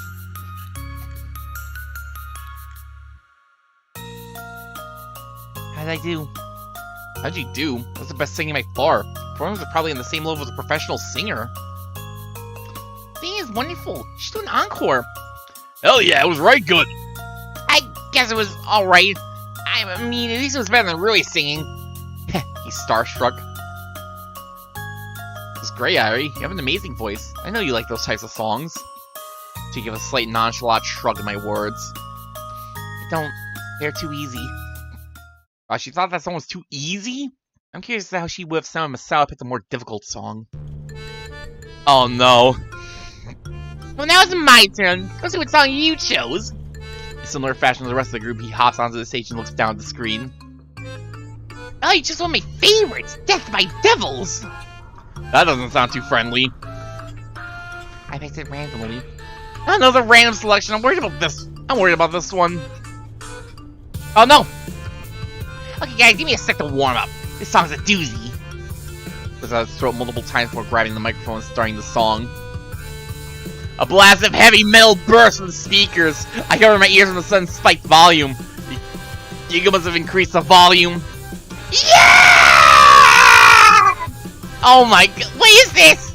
His scream almost knocked me backwards. You're just as dumbstruck as I am. The devil sends his demons at me! I got no choice but to fight for my own survival! I can barely hear the lyrics he's shouting out. It's more like he's screaming in tune than actually singing. It's actually not bad, just strange. Oh, what do you mean it's not bad, just strange? You really are just convincing me that he does have, like, a stat charisma stat. Come on, come on, come on, get out, power out, yeah! He stops on the stage, hands sweeping up and down an imaginary air guitar riff. Check this list. Falling into darkness, the wrath of terror is past, taking over my hand and clawing at my last. He powerfully leaps up, laying with a finishing resonant chord. I can feel my heartbeat slowly returning normal. How was I? Honestly, a lot better than I was expecting. It was definitely different, but not in a bad way. I never heard someone sing like that before. Man, I used to scream like that for the whole song. Nothing to it. You just pick the microphone and scream as loud as you can. And you feel like your throat's about to fall off, you keep on screaming. And then he lost his voice.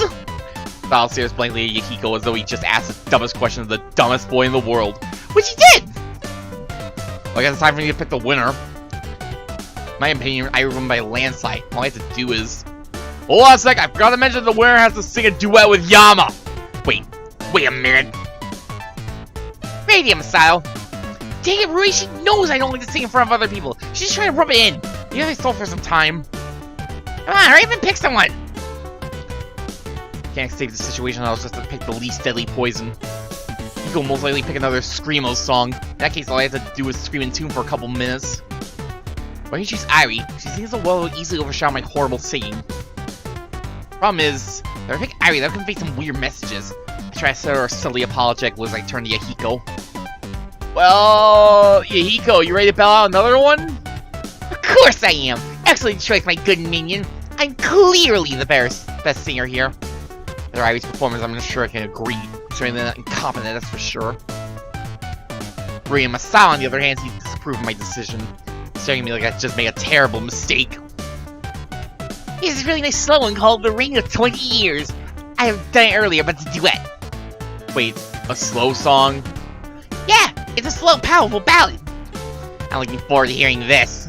Oh crap, I know this would have happened, I would have picked Airi. I can't sing slow songs. Nevertheless, Yahiko starts the song, which is hailed in by an elegant piano intro. Oh, the campfire is a-glowing. Clouds brew in the sky. I set my pen to paper, thinking of you tonight. Maybe the problem wasn't I was sick of singing. Maybe the problem is I didn't want to, like, embarrass myself by trying to sing Airi's song when I know I'm not a singer. He nods at me eagerly. I feel sick. Don't you see it? We be perfect, cause, darling, you're divine. I can't continue. While Airi looks passively as ever, Rui seems to even, dare I say, enjoy my singing, so I was double over in laughter. I quickly plopped the microphone back into its stand. Fuck you guys, I'm going home! What are you doing? I'm morally opposed to singing this song. Why, you're not that atrocious. Gee, thanks, Rue. No! God. I wonder if, like, maybe I noticed those, like, before, but, like, it never really registered without them being, staying missing. Oh, we just reached the best part! One large breathy bells and a vibrating warble. The rain in 20 years falls here in tears. We instinctively clamp our hands over our ears. Notice how streaming is not the same thing as singing. I stand at the hill. Stop. Okay, no, I'm done. That's gonna actually hurt my voice, and I already know it. People are like tuning in and be like, fuck this. Make it stop. Somebody, make it stop. Heck, even Iris wasn't in pain. That's saying something. No, stop. So when the exit cable of the karaoke machine, the music abruptly cuts off. I send my praises to the heavens. Hey, I was almost at the bridge. Cable dangles from Airi's fingers. It's getting late. You can clearly deflate that has lost opportunity to belt by quickly grasp this chance to end our misery once and for all. We better head out before we get into trouble. I hurriedly usher the group out of the room and turn the key to the counter. Again, despite all the terrible singing I've heard, the experience has been pretty fun. I am so sorry for those of you who got to hear my horrible attempt at singing. I swear I can do better, just not like this. Give me Baka Mitai, goddammit. When we reconvene the main street, everyone seems pleased but worn out. Phew, that was an afternoon well spent. That was a good way to end the weekend. So, we heading back? Yep. Actually, I've got some errands around here. We'll join you. No, I'll be just fine. It's, for women's things. Yahiko instantly pales when it's not only nods and understanding. I, on the other hand, raise a curious eyebrow, Rue. She has never, ever used that kind of excuse in the 10 years I've known her. She notices my question and only shakes her head with an odd little smile. See you guys later. Dodging into the nearest sword, disappearing among the crowd. Dolan's my curfew. I'll be back with you. Minion, what are you gonna do? Me? Actually, I don't have anything planned for the rest of the evening. Maybe I should visit Mr. Rio's office and say hi. I'll drop by the school. You got it. Goodbye. A few more chips and then I'm just gonna return this now.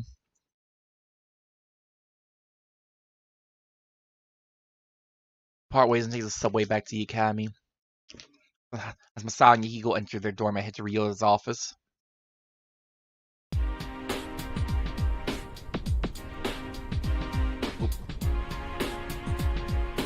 Ryo seems surprised at my unannounced drop-in, but not displeased.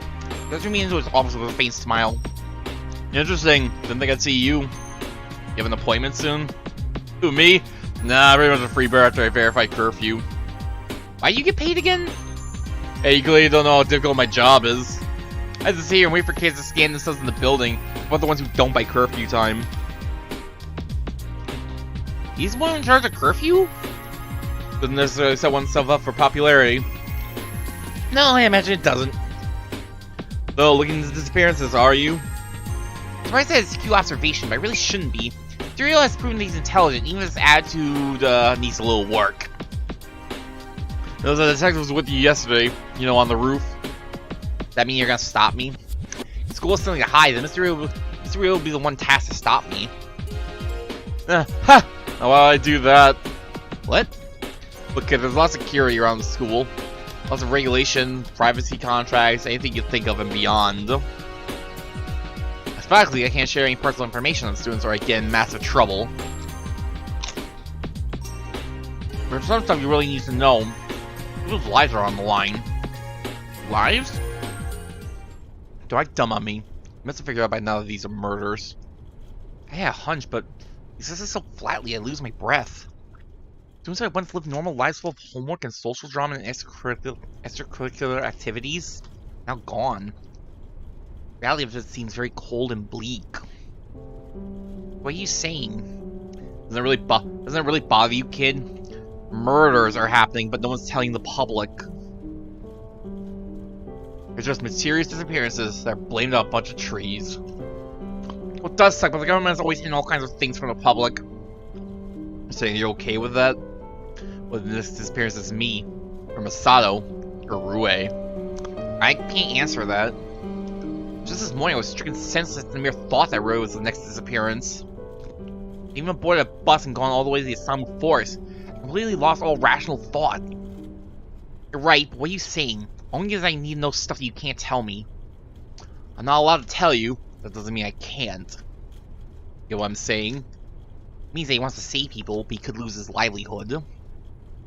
Sharing confidential information will just result in a pink slip. You'll be blacklisted from every future job. Oop.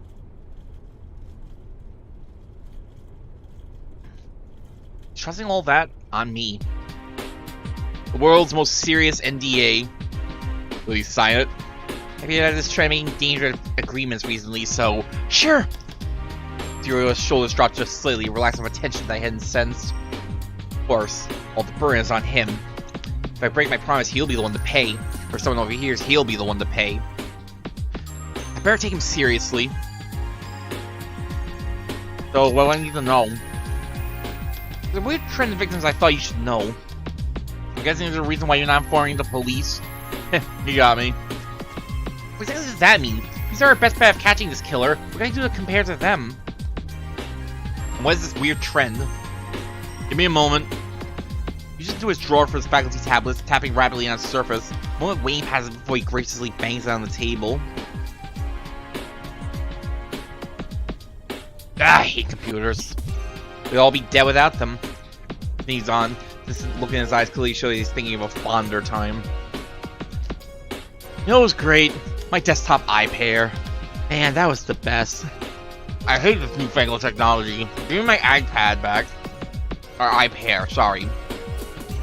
Stable, awesome, and a killer whirl of a fan. You guys don't know how satisfying it is to hear your computer work to keep itself cool. That's kind of weird. No casual user has desktops anymore.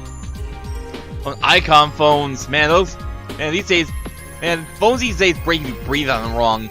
Icon phones? They could probably survive a nuclear blast. Oh, there we go, finally working. But just rapidly at the tablet screen, then apparently satisfied itself back to his chair. An old man. Let me run for a quick refresher. As his eyes rove over the screen, his mouth settles into a thin, disturbed line. Right. You know, entries to an application academy requires a psychological analysis by a qualified physician, yes? Yeah, another security measure, isn't it? Let me read this and see what you think. Dori Mano, the first disappearance. Chronic social anxiety, suspected autism. She was an artist, holed up a lot in her room, but she made the most beautiful paintings. Koma Hayashi, the second disappearance. Always on the party scene, kind of screw up a kid to be honest. He was always causing trouble to get some attention. Had a slap on the wrist a few times for vandalism. It's practically Michelangelo when it came to drawing the lower half of the male body. Move on! Thanks, I totally didn't need to know that. Isakino was the third victim.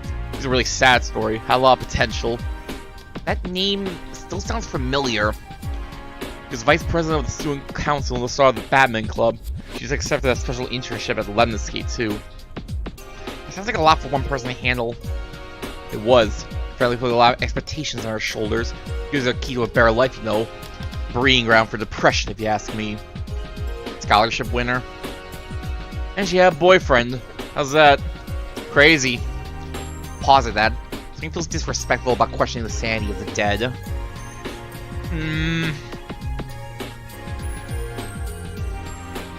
So those are the three victims? Seems like they had some concerning psychological problems. I mean, they're all perfectly acceptable levels of mental illness, but it's not a single average report. In fact, most of the conditions sounded pretty serious. Serious and confidential. I see why Miss Rio was reluctant to tell me, but this pattern could really be the key to unlocking the mystery. Thanks for telling me. I'm kinda curious, kid. Why are you taking this so well? Sorry? I found out that 3 students at your school were murdered. That's pretty unsettling news. It is, really. Death, a permanent condition, something the students really shouldn't have to face. My reaction must seem odd. Maybe hyperventilating? On the contrary, this is pretty refreshing. But also concerning. I'll admit that. Well, I won't question it tonight. It's getting pretty late. Better get going. It's not safe for students to be out and about anymore. It's also not safe for them to be in their house, in their dorms by curfew anymore, from the sounds of it, though. Thanks for the info, Mr. Yoda. More than that, I'm thankful that he's able to trust me. I leave the school after Mr. Yoda gets a campus security patrolman to escort me home. Being policemen inside campus unnerves most students, so they're mainly kept for border patrol, making sure that no one enters or leaves the school. I've barely seen them, to be honest. Probably don't act unless something suspicious crosses up on the gate sensors. Oh. You're right, I haven't talked to you since yesterday afternoon. Hello? Where are you? Voices clipped, leaving no room for any extra conversation. Good evening to you too. Your services are required, now. Mo taken aback at the shortness of her tone. Seems like some urgent business. Okay, I'm in front of the school. Very well, I'm nearly there myself. Don't move. Sorry? Well, that was expected if I'm honest with myself. What kind of business could Shiguri have at this time of night? Shiyama! Shiguri struts out of the shadows, her face completely expressionless. It occurred to you I have things to do tonight? It did not. Come, this way. She turns on her heel and begins to strut down the sidewalk. Traveling in complete silence. Definitely at first. I'm only able to bear it for around 10 minutes before things get too uncomfortable. You know, if you're mad at me, you might as well just say it. I just discuss these psychological problems with Shigure. Now, what am I thinking? She wonders if my sources are accurate. I'll either have to tell her my informant, I'll have to drop the issue. Knowing Shigure, if I don't give her the identity of my informant, she'll figure him out. She'll figure him out eventually. Shigure takes a turn into an area that I instantly recognize. Better for worse. Nothing is as welcoming as the sound of rotting litter, cigarettes, and traces of burning drugs. I cover my face with my sleeve in a vain attempt to block out the foul smell. Isn't this District 6 again?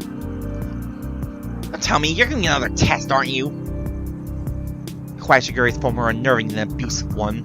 I almost miss her can of verbal assault. We have arrived. Oh, I think I know what this is. Good thing I put up the, I was just thinking a short while ago, I think I, pulled up the major spoiler territory tag a little too preemptively, but now things are going to get interesting if I recall this correctly. I'm also going to return this case to the fridge. Give me one moment.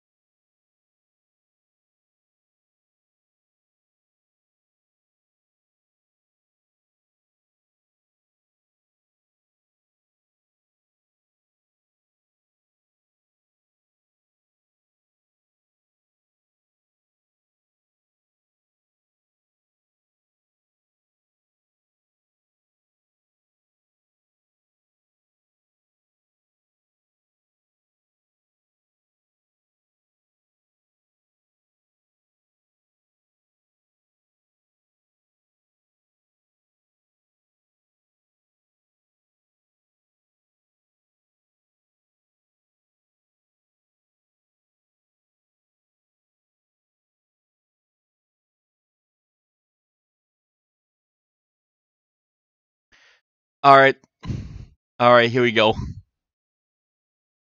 She gestures to a large beaten-down apartment complex before us. The dilapidated buildings and littered streets around us don't do wonders for its notoriety, that's for sure. What are we here for? An inkling in the back of my mind whispers, to kill you without anyone seeing, by shoving into some crevice of my brain, as I do with all my thoughts. All my intrusive thoughts go there. Shigure withdraws a simple index card from her jacket pocket, showing it to me. This. Only 3 numbers written on it. Number 338. What's that? An apartment number? Julie nods. I follow her down the path between the apartments, surreptitiously glancing around for any signs of suspicious figures. This is definitely not my idea of a vacationing spot, that's for sure. What is your idea of a vacationing spot, Yama?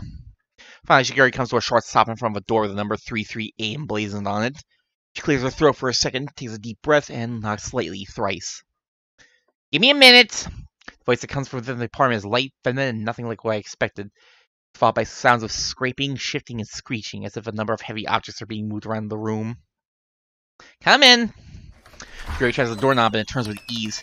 She pushes open the door and I step inside, unsure of what to expect. The front room is neat and tidy and utterly plain. The only messy feature is a few cushions scattered idly about the floor, topped with several popular magazines. Well, if it isn't the great detective herself. You! My attention turns to the large couch near the center of the room, upon which lounges a small-framed girl. Her clothes are edgy but neat. Although her eyes are deep chocolate brown, they're some of the coldest I've ever seen. I swear that I've seen her before. What brings you to this side of town, Minamoto?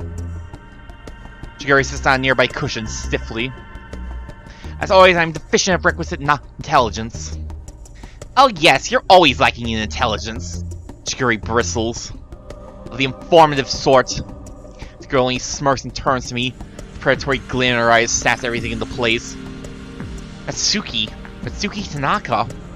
The interesting, unnerving friend of Elizabeth Oshiro. The way she sits, clothes she wears, even the color of her eyes. They're all drastically different from school. I know it's certainly she's the same person. Angles to her expression, the tilt of her posture. The exact same. Oh, how interesting. I thought they'd have a swarm of questions. I'd be shocked. But I'm not. Not really. I almost feel like a small part of me had been expecting something like this. Odd. Especially from Natsuki. Being a student as a cover, or are you actually one? To be or not to be? Surely that is the question. Shigeri cleared her throat impatiently. I can tell the two of you appear to be exchanging pleasantries. I am here regarding a matter of urgency, Natsuki. Natsuki raises a single eyebrow. You know my price. Yes, how much yen shall... Don't feign ignorance, Minamoto. It doesn't suit you. Your almighty brain should be able to remember something as trivial as my currency. Shigeri flushes at this. What, certainly you didn't think I would forget something as important as that. Shigeri mumbles something indiscernible while pulling her cap over her face. Maybe that's why she was so quiet. She wasn't angry at me, she was dreading coming here. What would you have me do? Suki catches my eye, a mischievous glimmer in her gaze. What's your favorite animal, Ichimoto? Do choose something reasonable, not duck-billed platypus, yes. What for? She only winks at me. I guess I'll have to give her an animal to find out. Chat, what's your favorite animal? Chat, tell me your favorite animal.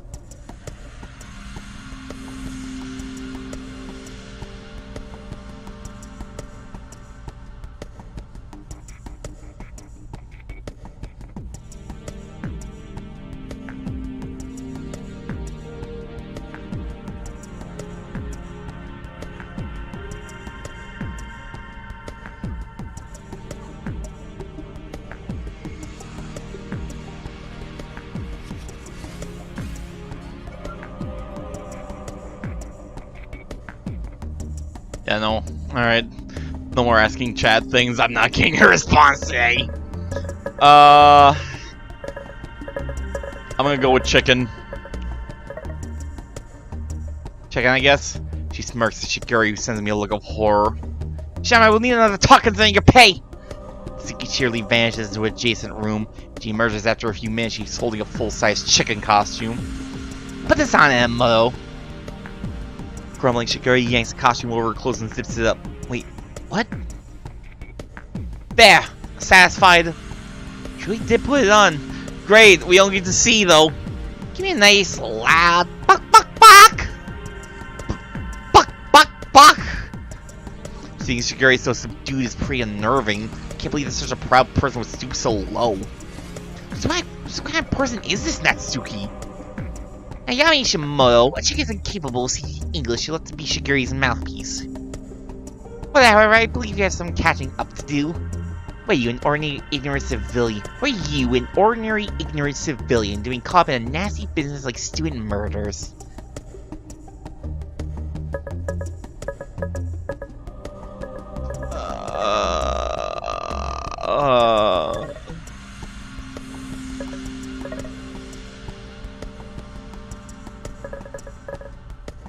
I work for Shiguri.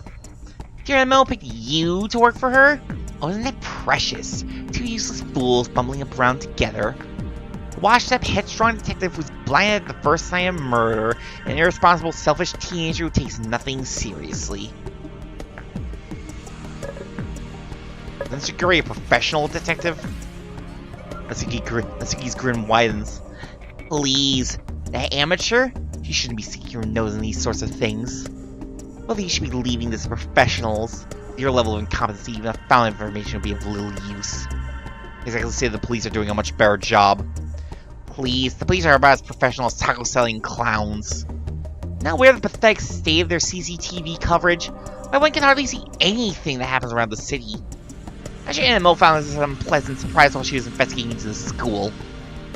Really, the student's obsession with privacy is just adorable. Think how easy the killer could be caught with a few more camera installations. Shiguri visibly grits her teeth at this, but to her credit, she says nothing. On the other hand, I clench my hands against the inner side of the table to keep my temper. Still, we want it. Oh? And what are you going to do with it? Look at it because it's pretty.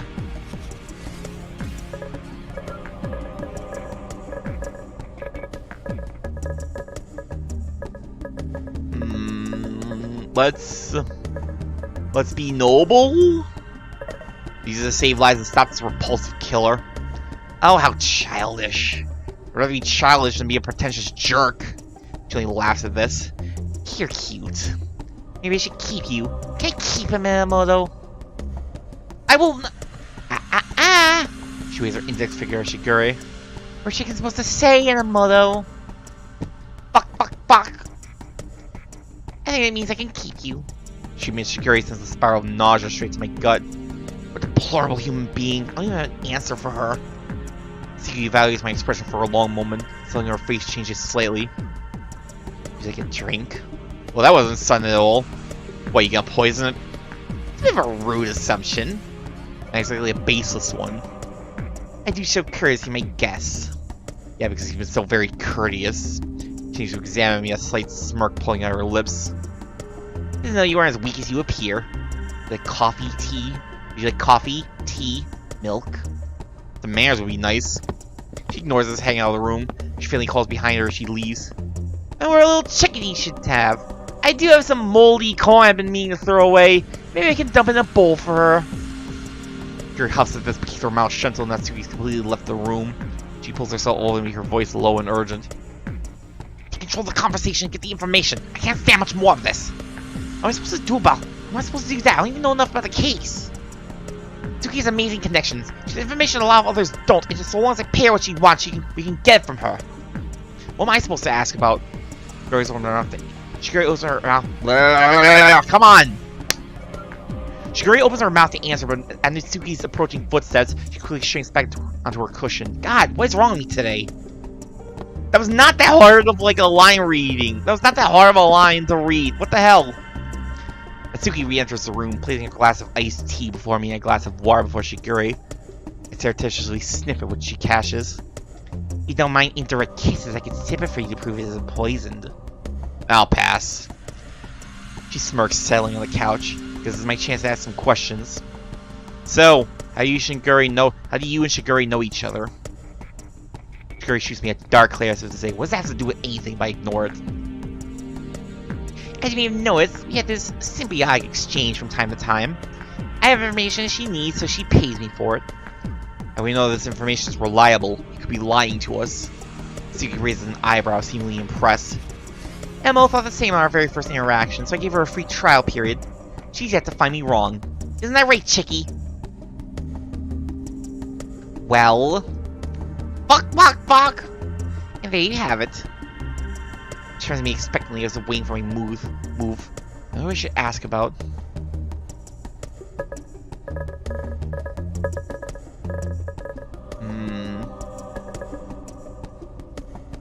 Victims? Tell me about the victims. There are 3 to date and a 4th on the way. How do you know that? A criminal never stops until his goal is met or he's caught. If neither of those occur, there will be a 4th. You know his goal? No, it is not met. Victims appear to have no rhyme or reason for their disappearances, but that is false. Everyone is simply looking for the wrong thing, including you. Which means, instead of looking for a connection between the victims, it would be best to look for a connection with the killer. Which is difficult to do if we don't know who the killer is. I wonder. Papa is looking like a dead end. I need to try something else. Well, what can you tell me about the culprit? Tell me about the culprit. These are serial murders, aren't they?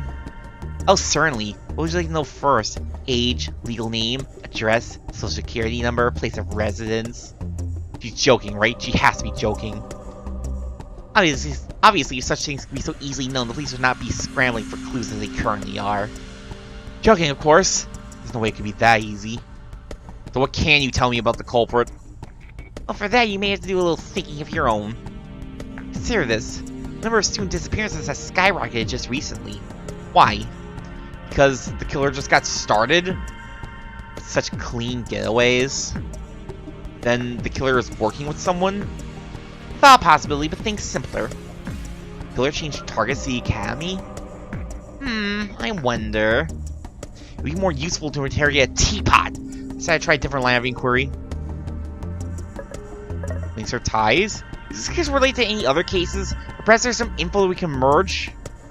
Ah, now you're asking the right questions. You know, the two of you have been so exemplary, they'll even give you a little treat. What do you say? Sure, I guess. Natsuki doesn't seem to be fazed by my lack of enthusiasm.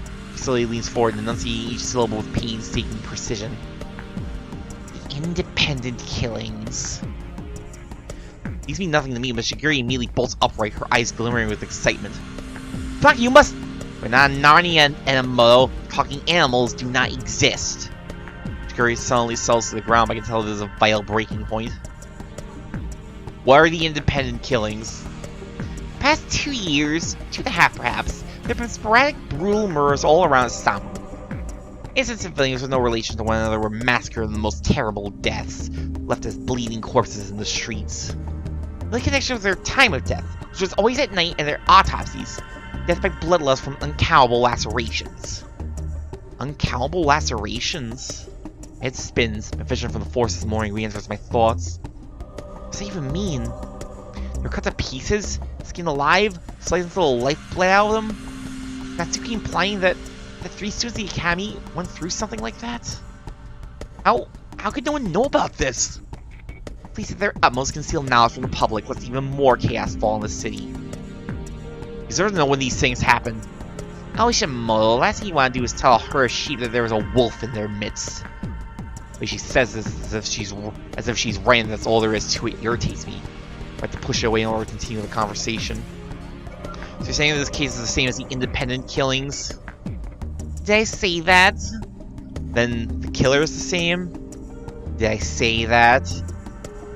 Yuri leaps forward, words tumbling excitedly out of her mouth. Killer is one and the same. The longest time... Hush, Enemoto. Remember, chickens can't speak. Yuri withdraws, a dark glare in her eye. Why do you treat Shiguri like that? You can say even after seeing how she treats everyone around her. She She says as if everyone around her is trash beneath her feet. I'm still giving her a taste of her own medicine. It's not exactly the best line of logic, but I guess if I had the power of Shigure, I wouldn't want her to forget in a hurry. So this method just feels wrong. Even I have a hard time stomaching her treatment, and I'm not even going through it. Better if I can consult her. I'm not sure what to ask. How about something more interesting? Such as, you lounge against the couch. For one, yesterday you were in the most compromising position with Rui Hayata on the Ferris wheel. Both ice plunges into my stomach. I thought she only knew general information, mystery information, crime information. How could she know about that? It seems there's quite an interesting story behind that. Told you. Even seems that someone needed to tell me in order for me to know. You access the security cameras? That's certainly an interesting possibility. Nothing she says is satisfactory. Nothing. How'd you know? How'd you know about that? The same way I know you were in District 6 3 nights ago on NMO's ridiculous capacity test. The same way I know you were watching the most entertaining, albeit mindless, robot fight at the theme park. The same way I know your apartment key code is the frankly pitiful 14789. She pauses, her eyes glittering in amusement. Womanly intuition. She's insane! I make it my business to know everything. I make it my business to know everything, Ishimoto. I want to speak past my dry throat. No one can know everything. No one. You're right. I just know everything that matters. I raise a glass of iced tea to my lips. My hands are shaking. Why are you telling me this? Because, well, I have a little message for you. She elegantly rises to her feet, but her eyes have regained their cold sheen. Back off, Yama Ishimoto. You don't know what you're dealing with. Grabs a glass from my frozen hands and heads to the kitchen. Don't get the ammo on your way out. Guru, seething with a mixture of rage and humiliation, promptly rips off the costume. Saka, you asshole! Natsuki swiftly whips around, staring Shigure dead in the eyes. Then, with fluid motion, she stuffs something into Shigure's pocket and whisks into the kitchen. Shigure says whatever Natsuki gave to her, then motions sharply to me. Ishimoto, we are leaving! Now! Don't even get a say as I'm forcibly dragged out of the apartment and back to the street. Staggering into the cutting night air, out of breath and stooped over in shock. Take a moment to gather my thoughts before I can force out any words. Why'd you bring me here? To be miserable? Show me I was in over my head? Give me yet another reason why I'm an incompetent subordinate? I can't handle her alone. I don't think we handled her together. Actually, that was the most bearable she's ever been. Either my Shigure translator just became embedded in my subconscious, or this woman is speaking like everyone else. Not only that, but she actually gave a compliment that wasn't backhanded. Who's this imposter and what she done with Shigure? Nevertheless, Ishimoto, you're fired. Wait, what? Did you just call me by... But wait, she's firing me? Yes, I'm firing you. You fulfill all necessary services. I no longer see reason to expend resources on a useless assistant. Ugh. She almost seems back to normal. Almost. But it's too abrupt for me to believe she's being genuine. If you interfere with my work, I will have you detained. I have connections with the police. I prefer not to use it, but I will if I must. Why? Oddly enough, Shigure seems to falter at this simple inquiry. It's for your own safety. You must trust me. Trust. That's a nice word. This has nothing to do with Natsuki's warning how I should stay out of this. Surely you were my assistant for a reason. What's that supposed to mean? It's of little consequence. You're fired because you no longer fit the job. I clench my jaw, a whole bag of pulsive anger. Which is basically being an errand boy. Part of me fulfills the extensive qualifications that an errand boy needs to fulfill. Let me tell you my own theory, huh? The independent killings, you know an awful lot about them considering they're supposed to be hidden from the general public. You were involved in those cases in some way, weren't you? And we know it's the two students that disappeared from the allegedly impervious academy, so include you in that they had to be tied to the independent killings. You use evidence, probably just intuition considering you have to get Natsuki to confirm it for you. Ishimoto, you do not understand. So you saw that students disappearing from the academy, and 4 days ago you decided you need to get inside and figure out for yourself what was happening. Security's tight. You couldn't hope to just snoop around unless someone willingly let you in. In the midst of my indignant wrath, the puzzle pieces begin to shuffle into place, pulling together faint memories I thought I'd forgotten. You had to approach a student. You had to make a specific connection, someone who will let you investigate the school without asking any questions. You hired me before you were officially brought into the investigation, after all. Well, it's true, isn't it? You just need to use me to access the academy. That's why you approached me on the street that day. Go home, Ishimoto. She says this wearily. The only sign is belief. Then what was that test for? Why you sent me to some place that was dangerous, someplace I couldn't handle. I had, and I did. And I solved all her stupid little puzzles. I proved myself fair and square. For what? Being tossed away like garbage? No. Now I understand. What upsets me is not that Shigure approached me with ulterior motives. I expect ulterior motives from everyone. What upsets me is what she's doing now. Tell me how. Ishimoto, tell me, Shigure, how do I prove myself? Give me some riddle or logic puzzle. I don't know, a complicated piece of Sudoku. Yo, I'm down for Sudoku. Give me Sudoku. Give me a Sudoku puzzle right now. I'm supposed to help. I'm supposed to be your assistant. Shigure slams her foot into the nearest trash can. It doesn't top up the reverb of leather against tin, stops me in my tracks. She leans close, eyes narrowed with intensity. Ishimoto, I will only say this once. I may think you fully understand the circumstances which surround these crimes, but you are sorely mistaken. Do not be so quick to forget that I am nearly a decade your senior, and have seen a great many cases that are beyond your comprehension. I speak not of your intelligence, but of your mental capacity. You're yet very fragile, Ishimoto, and this case may break you. I didn't worry you before. Then let me ask of you this. Are you ready to physically examine a body that's been massively taken apart by a sadist with all the time in the world? No. No, it's just the thought makes me queasy. There has to be something else I can do. Enough. I'm tired of this conversation. This is my decision, Ishimoto. I'll be certain to compensate you for the time spent till now. Go home safely. But that's it then? Because I'm still young, because I'm too unstable to be able to see a mutilated body, I can't be of any use. Shigure, farewell, Ishimoto. That's not me again. Just like that, she turns on one heel and strides away. For a moment I stand frozen in the streets, watching her figure melt into the smoky evening air. Then I want a quiet senior year. A year breezing by with my friends. No fuss, no muss. I always want a quiet life. Much like Yoshikage Kira. Oh no. Probably something that involved managing the family restaurant, which I had neither passion nor patience for, but seemed like the least painful option in the law of life.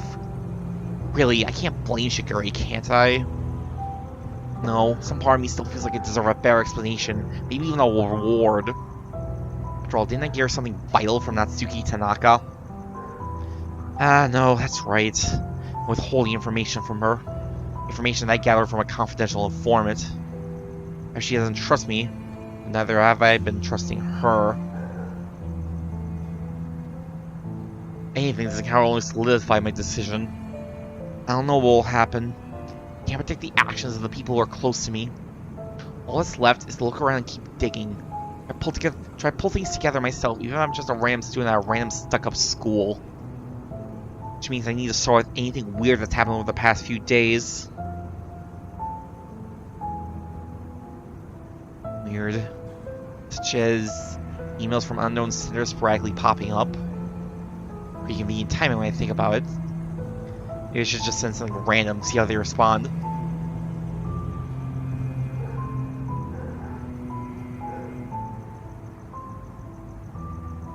Because I thought there was nothing stupid in doing something that made no sense regardless of whether I enjoyed it or not.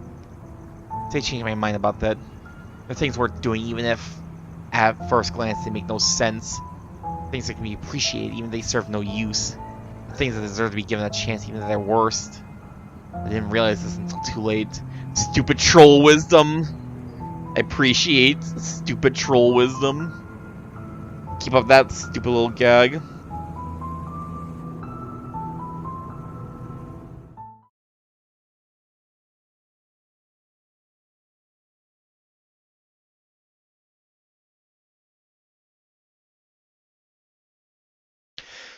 I head back home and get some rest.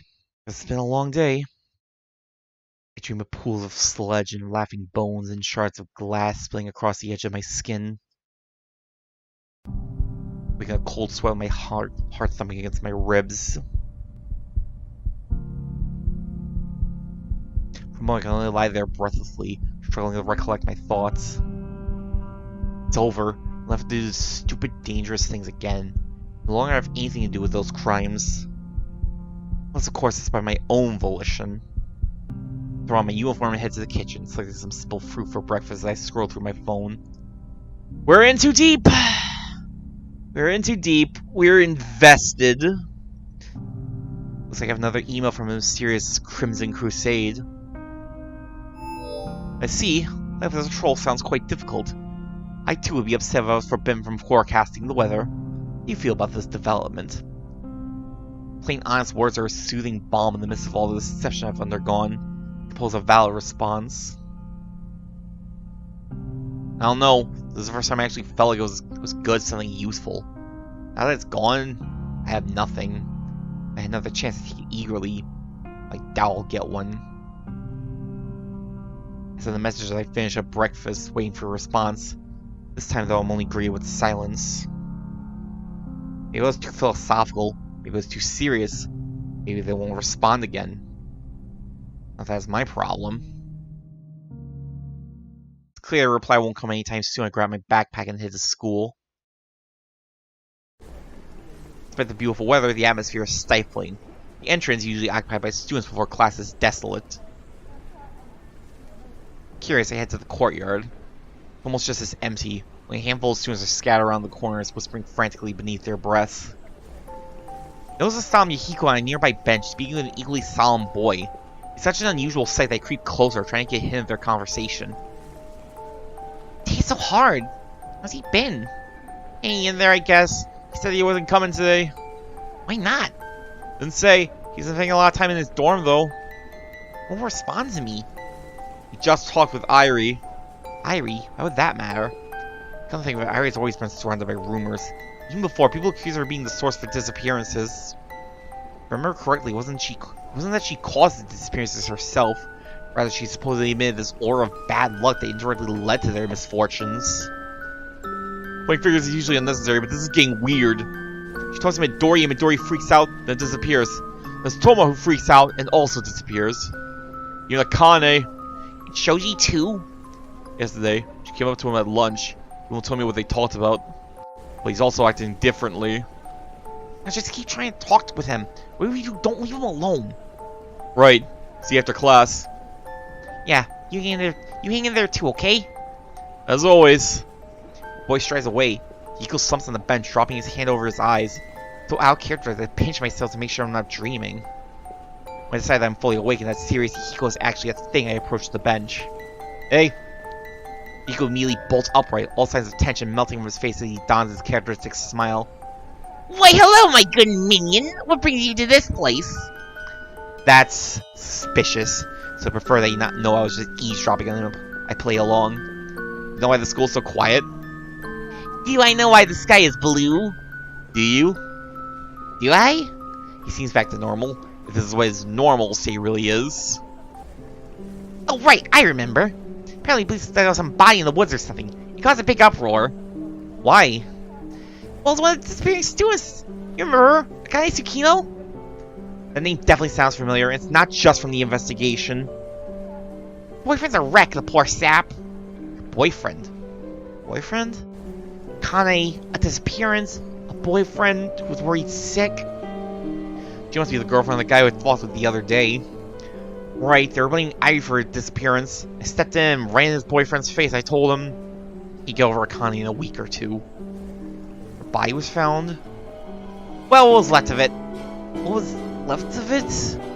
Hold on, something's beginning to make sense. The police officer, Officer Katsu, was it? Said that was on a crime scene.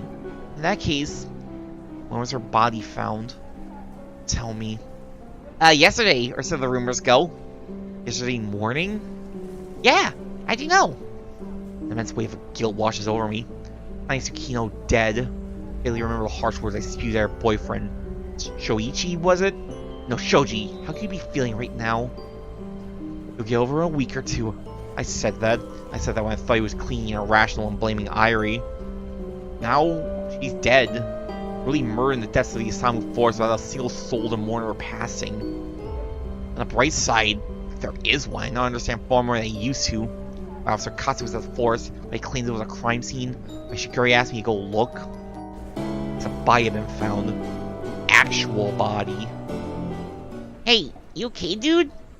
Like Yahiko noticed my silence. I'm going to continue my line of inquiry. At the very least, maybe we can somehow help help the investigation even without Shigure. That's the name of her boyfriend, right? Yeah, how'd you... How do you know him? Yeah. How? The most inconvenient moment the warning bell tolls, Yahiko immediately grins. Whoops, guess that's the bell. I was at my perfect reputation tea with rumors are tardiest. He strides to our classroom, beckoning for me to follow. Even stranger. I apprehensively walk alongside him, wondering just how much I actually know about Yahiko Ikari. I used to believe that I knew everything about Yahiko. He seems simple at first glance, as he reveals my books from 3rd grade. I still remember how he looked, somehow pulling 3 bulky suitcases through the door with his skinny arms. He was smiling then, too. In fact, I rarely saw him without a smile. Hello, roomie. I already unpacked and was currently lying in my bed, reading some novel or another on my phone to pass the time. I didn't even look up to issue my greeting. Yo. My name is Yahiko Ikari. From today onward, I am your new overlord. This caught my attention. I hastily glanced up. First thing I noticed was his hair. It was bright yellow for one thing, that made it pretty noticeable. It was also cut around his face in swaying layers like he was some kind of idol. Next thing I noticed were his shoes. Most of the kids at the academy had nice shoes, of course, but his were on a different scale of nice. They were loafers, brown like usual. They were also etched with unusual designs that glowed with the sheen of some expensive material. Later I found out they were custom made from Italy. Not that I need to know that to make my judgment. Return to my book board. Womanizer, rich kid, arrogant, neat freak.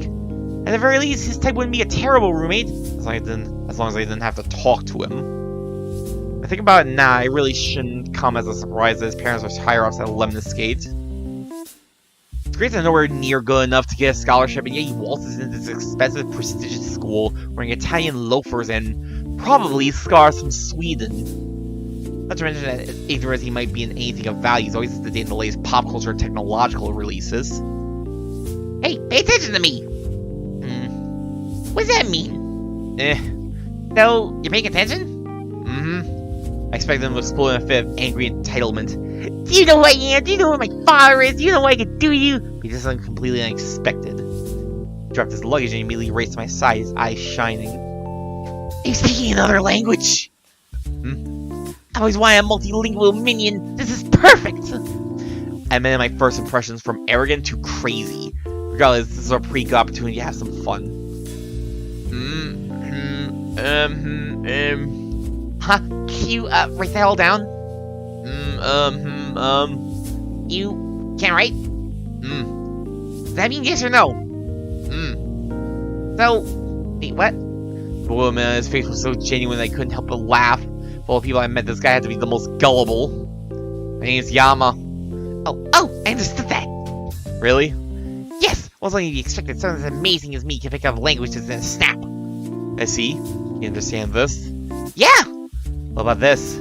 Yeah! And this? I understand it! I understand it all! Wow, that's amazing. You know all 20 dialects of my language. He beamed with pride. Of course I do! I'm an Ikari! I see. So what planet are you from? Planet? Well, that was a sudden jump. Jupiter. Really? I didn't know people lived on Jupiter. Not people. Jarzites. Pause for dramatic effect before reeling off anything that came to mind at that moment. We are invincible from physical impact. We are humanoid, but our blood is blue. We abhor earth and insects, but have a strong affinity towards animals. Fuck bugs! wait, let me take notes on this. I need to know how best to utilize a Jarzite minion. He eagerly dug through his luggage, tossing clothes, cosmetic, and lemon-escape tech here and there in the midst of his frantic search.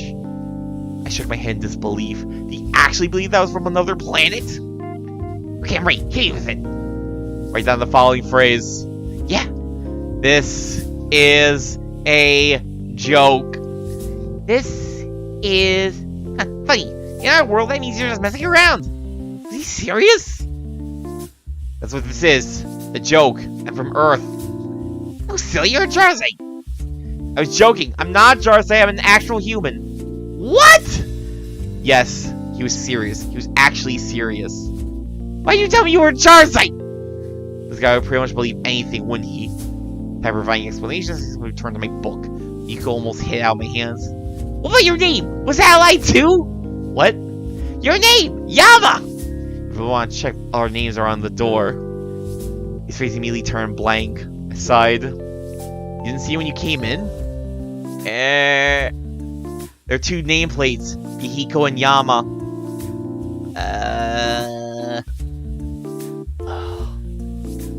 Well, my good minion, never fear. I hold nothing against you for concealing such vital information from me. I didn't conceal any. Now you may grant me silence, I must unpack! I sighed again and returned to my book, resigning to bear with this obnoxious roommate for the entire year. My opinion of him hasn't changed much since then. He's still egotistical, oblivious, and mildly insane. He always means well, even in the oddest of ways. Despite my frequent criticism of him, his stupid actions actually cheered me up. Now he seems to be struggling with something. I want to repay the favor.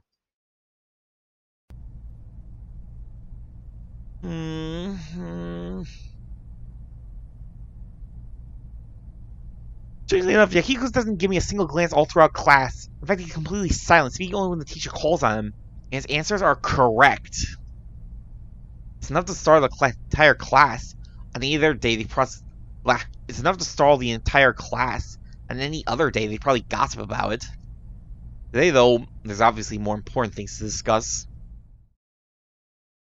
Classes proceed as usual, but no one seems to be paying attention. Even the teachers are out of it. Lectures are barely coherent. Lunch breaks are I think maybe it's time for me to end soon. I'm clearly starting to slur my words more and more. Don't like it. When lunch break arrives, I'm ready to speak to Yahiko. A sudden cold voice interrupts me. Hey, you! I turn around apathetically. Stocky boy is standing before me, fists clenched. Oh, wasn't this the guy who was talking with Yahiko this morning? You are Harubunya. Never heard of you. Try to walk past him, but he refuses to move. A fresh shoji.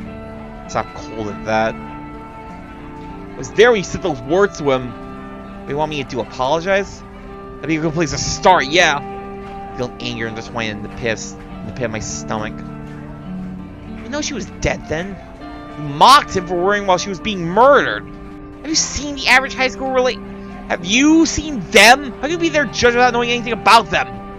Is that an excuse to pick on Rue or Airi? What about spreading fake rumors? You're not the only one at fault, but you'd be saying the same thing you found that girl you love was murdered in cold blood. Of course, it's hard because, yes, indeed, I've thought of them myself. Sorry. Don't say that to me. That warning he grabs my school tablet straight out of my hands. Too stunned to even stop him. He then taps something in the notes section. 10 digits, bold and clean cut on the screen. Phone number. Say that to him. He hands me back my tablet before straying out of the classroom, leaving me shaken. I immediately head to the rooftop to get some fresh air. His words echo and re-echo in my skull with every step. Your fault. She's dead. Too late. I shut them out as I burst through the door. I nearly rushed into a face full of plants in my haste. Something angrily cuts into my eyes as I slump on the nearest bench, breathing deeply through my nose. I just need some rest, some silence, some... Eek! Watch out! I jerk out right as a giant monster of bubbly fabric plummets through the air, filling the space where my head was just moments ago. Suddenly a very large, warm weight plops squarely on my lap, and I feel a tickle of velvety hair against my cheek. In the space of 10 seconds, I somehow acquire an Akira Karube sitting on the edge of my knees, hands braced against my shoulders, nose just an inch away from mine. I don't have time to be embarrassed. As quickly she lands on me, Akira turns away, flushing a brilliant red. I'm sorry, Yama, I didn't mean... A response tumbles out of my mouth before I have time to think. What? It's fine. But still... It's fine. Really. Akira buries her face in her hands, thoroughly mortified. I seize the moment to glance around, trying to figure out what just happened. Right beside me seems to be a pile of costumes. Silks and satins in rich colors, particulate embroidery, and white lace are just some of the materials that catch my eye. It's an enormous pile. I can't believe she was trying to carry it by herself. Are these from drama club? Yes! Raven dress for an impromptu show after school. You should come. Come and give your undying support to Rue. I've never seen her in such a strange mood before. Akira may be Akira, but something seems to be bothering her intensely. Maybe I should ask her about it. What could ever be bothering her? What could ever be bothering her? Chat, you think on it, so. You think on it, because I'm going to go ahead and end now. Honestly, I'm ending a little earlier than I really need to, but A, I want to get myself an actual lunch. B, I have work later today, so I do want to start getting myself a bit ready and do my own, do like some of my own, do some other, like my own thing for a little bit before I have to go work.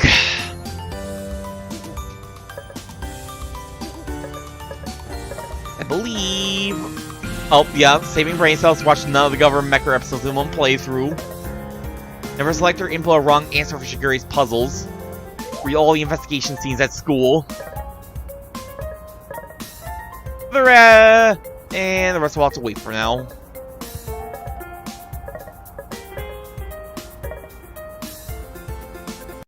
Alright, enough of this. We're going to... Let's see... if there's anybody I know / like on Twitch right now.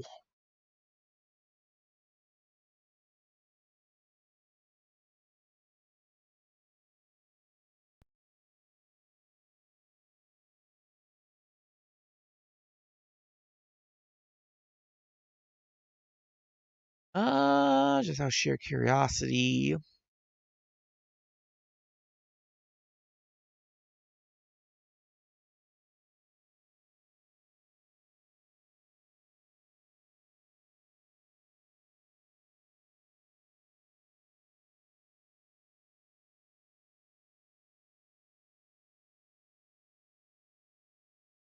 Yeah, I raided into her not that long ago, so I'm going to...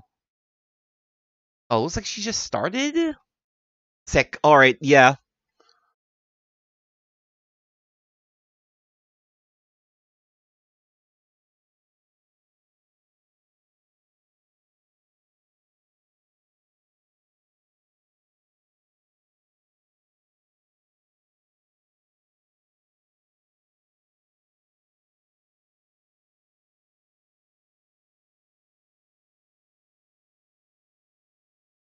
There's our raid message. We are going to be raiding into Freya Fukunaga. I was about to say it's been a while since last time I really like checked in on Freya. Last time I saw her, she was playing like the Caligula Effect 2, but she was like messing around with the camera. It almost looked like VR, but I think it was just like a camera mod or something like that to like kind of move it around wherever. Looks like she's like just getting started. I'm pretty sure she's about to play a dating sim VN, something like that. I think is what Lost in Secular Love is. Sounds like something she would do. So, thank you for everybody for joining me today. Next time on Lucid9, we're going to be inquiring in on Akira and maybe do some more investigation to the disappearance / murders. Things are starting to really take a turn. Things might be going dark real soon. It might be time for me to start moving this to nighttime streams. I forgot just how creepy Lucid9 could get at points. I'm going to try to see about doing another Lucid9 stream at some point this week. Might be tomorrow morning, since that might be my best time, but I'll figure something out. Thank you everybody for joining me, and I hope to see you for the next stream. See you then.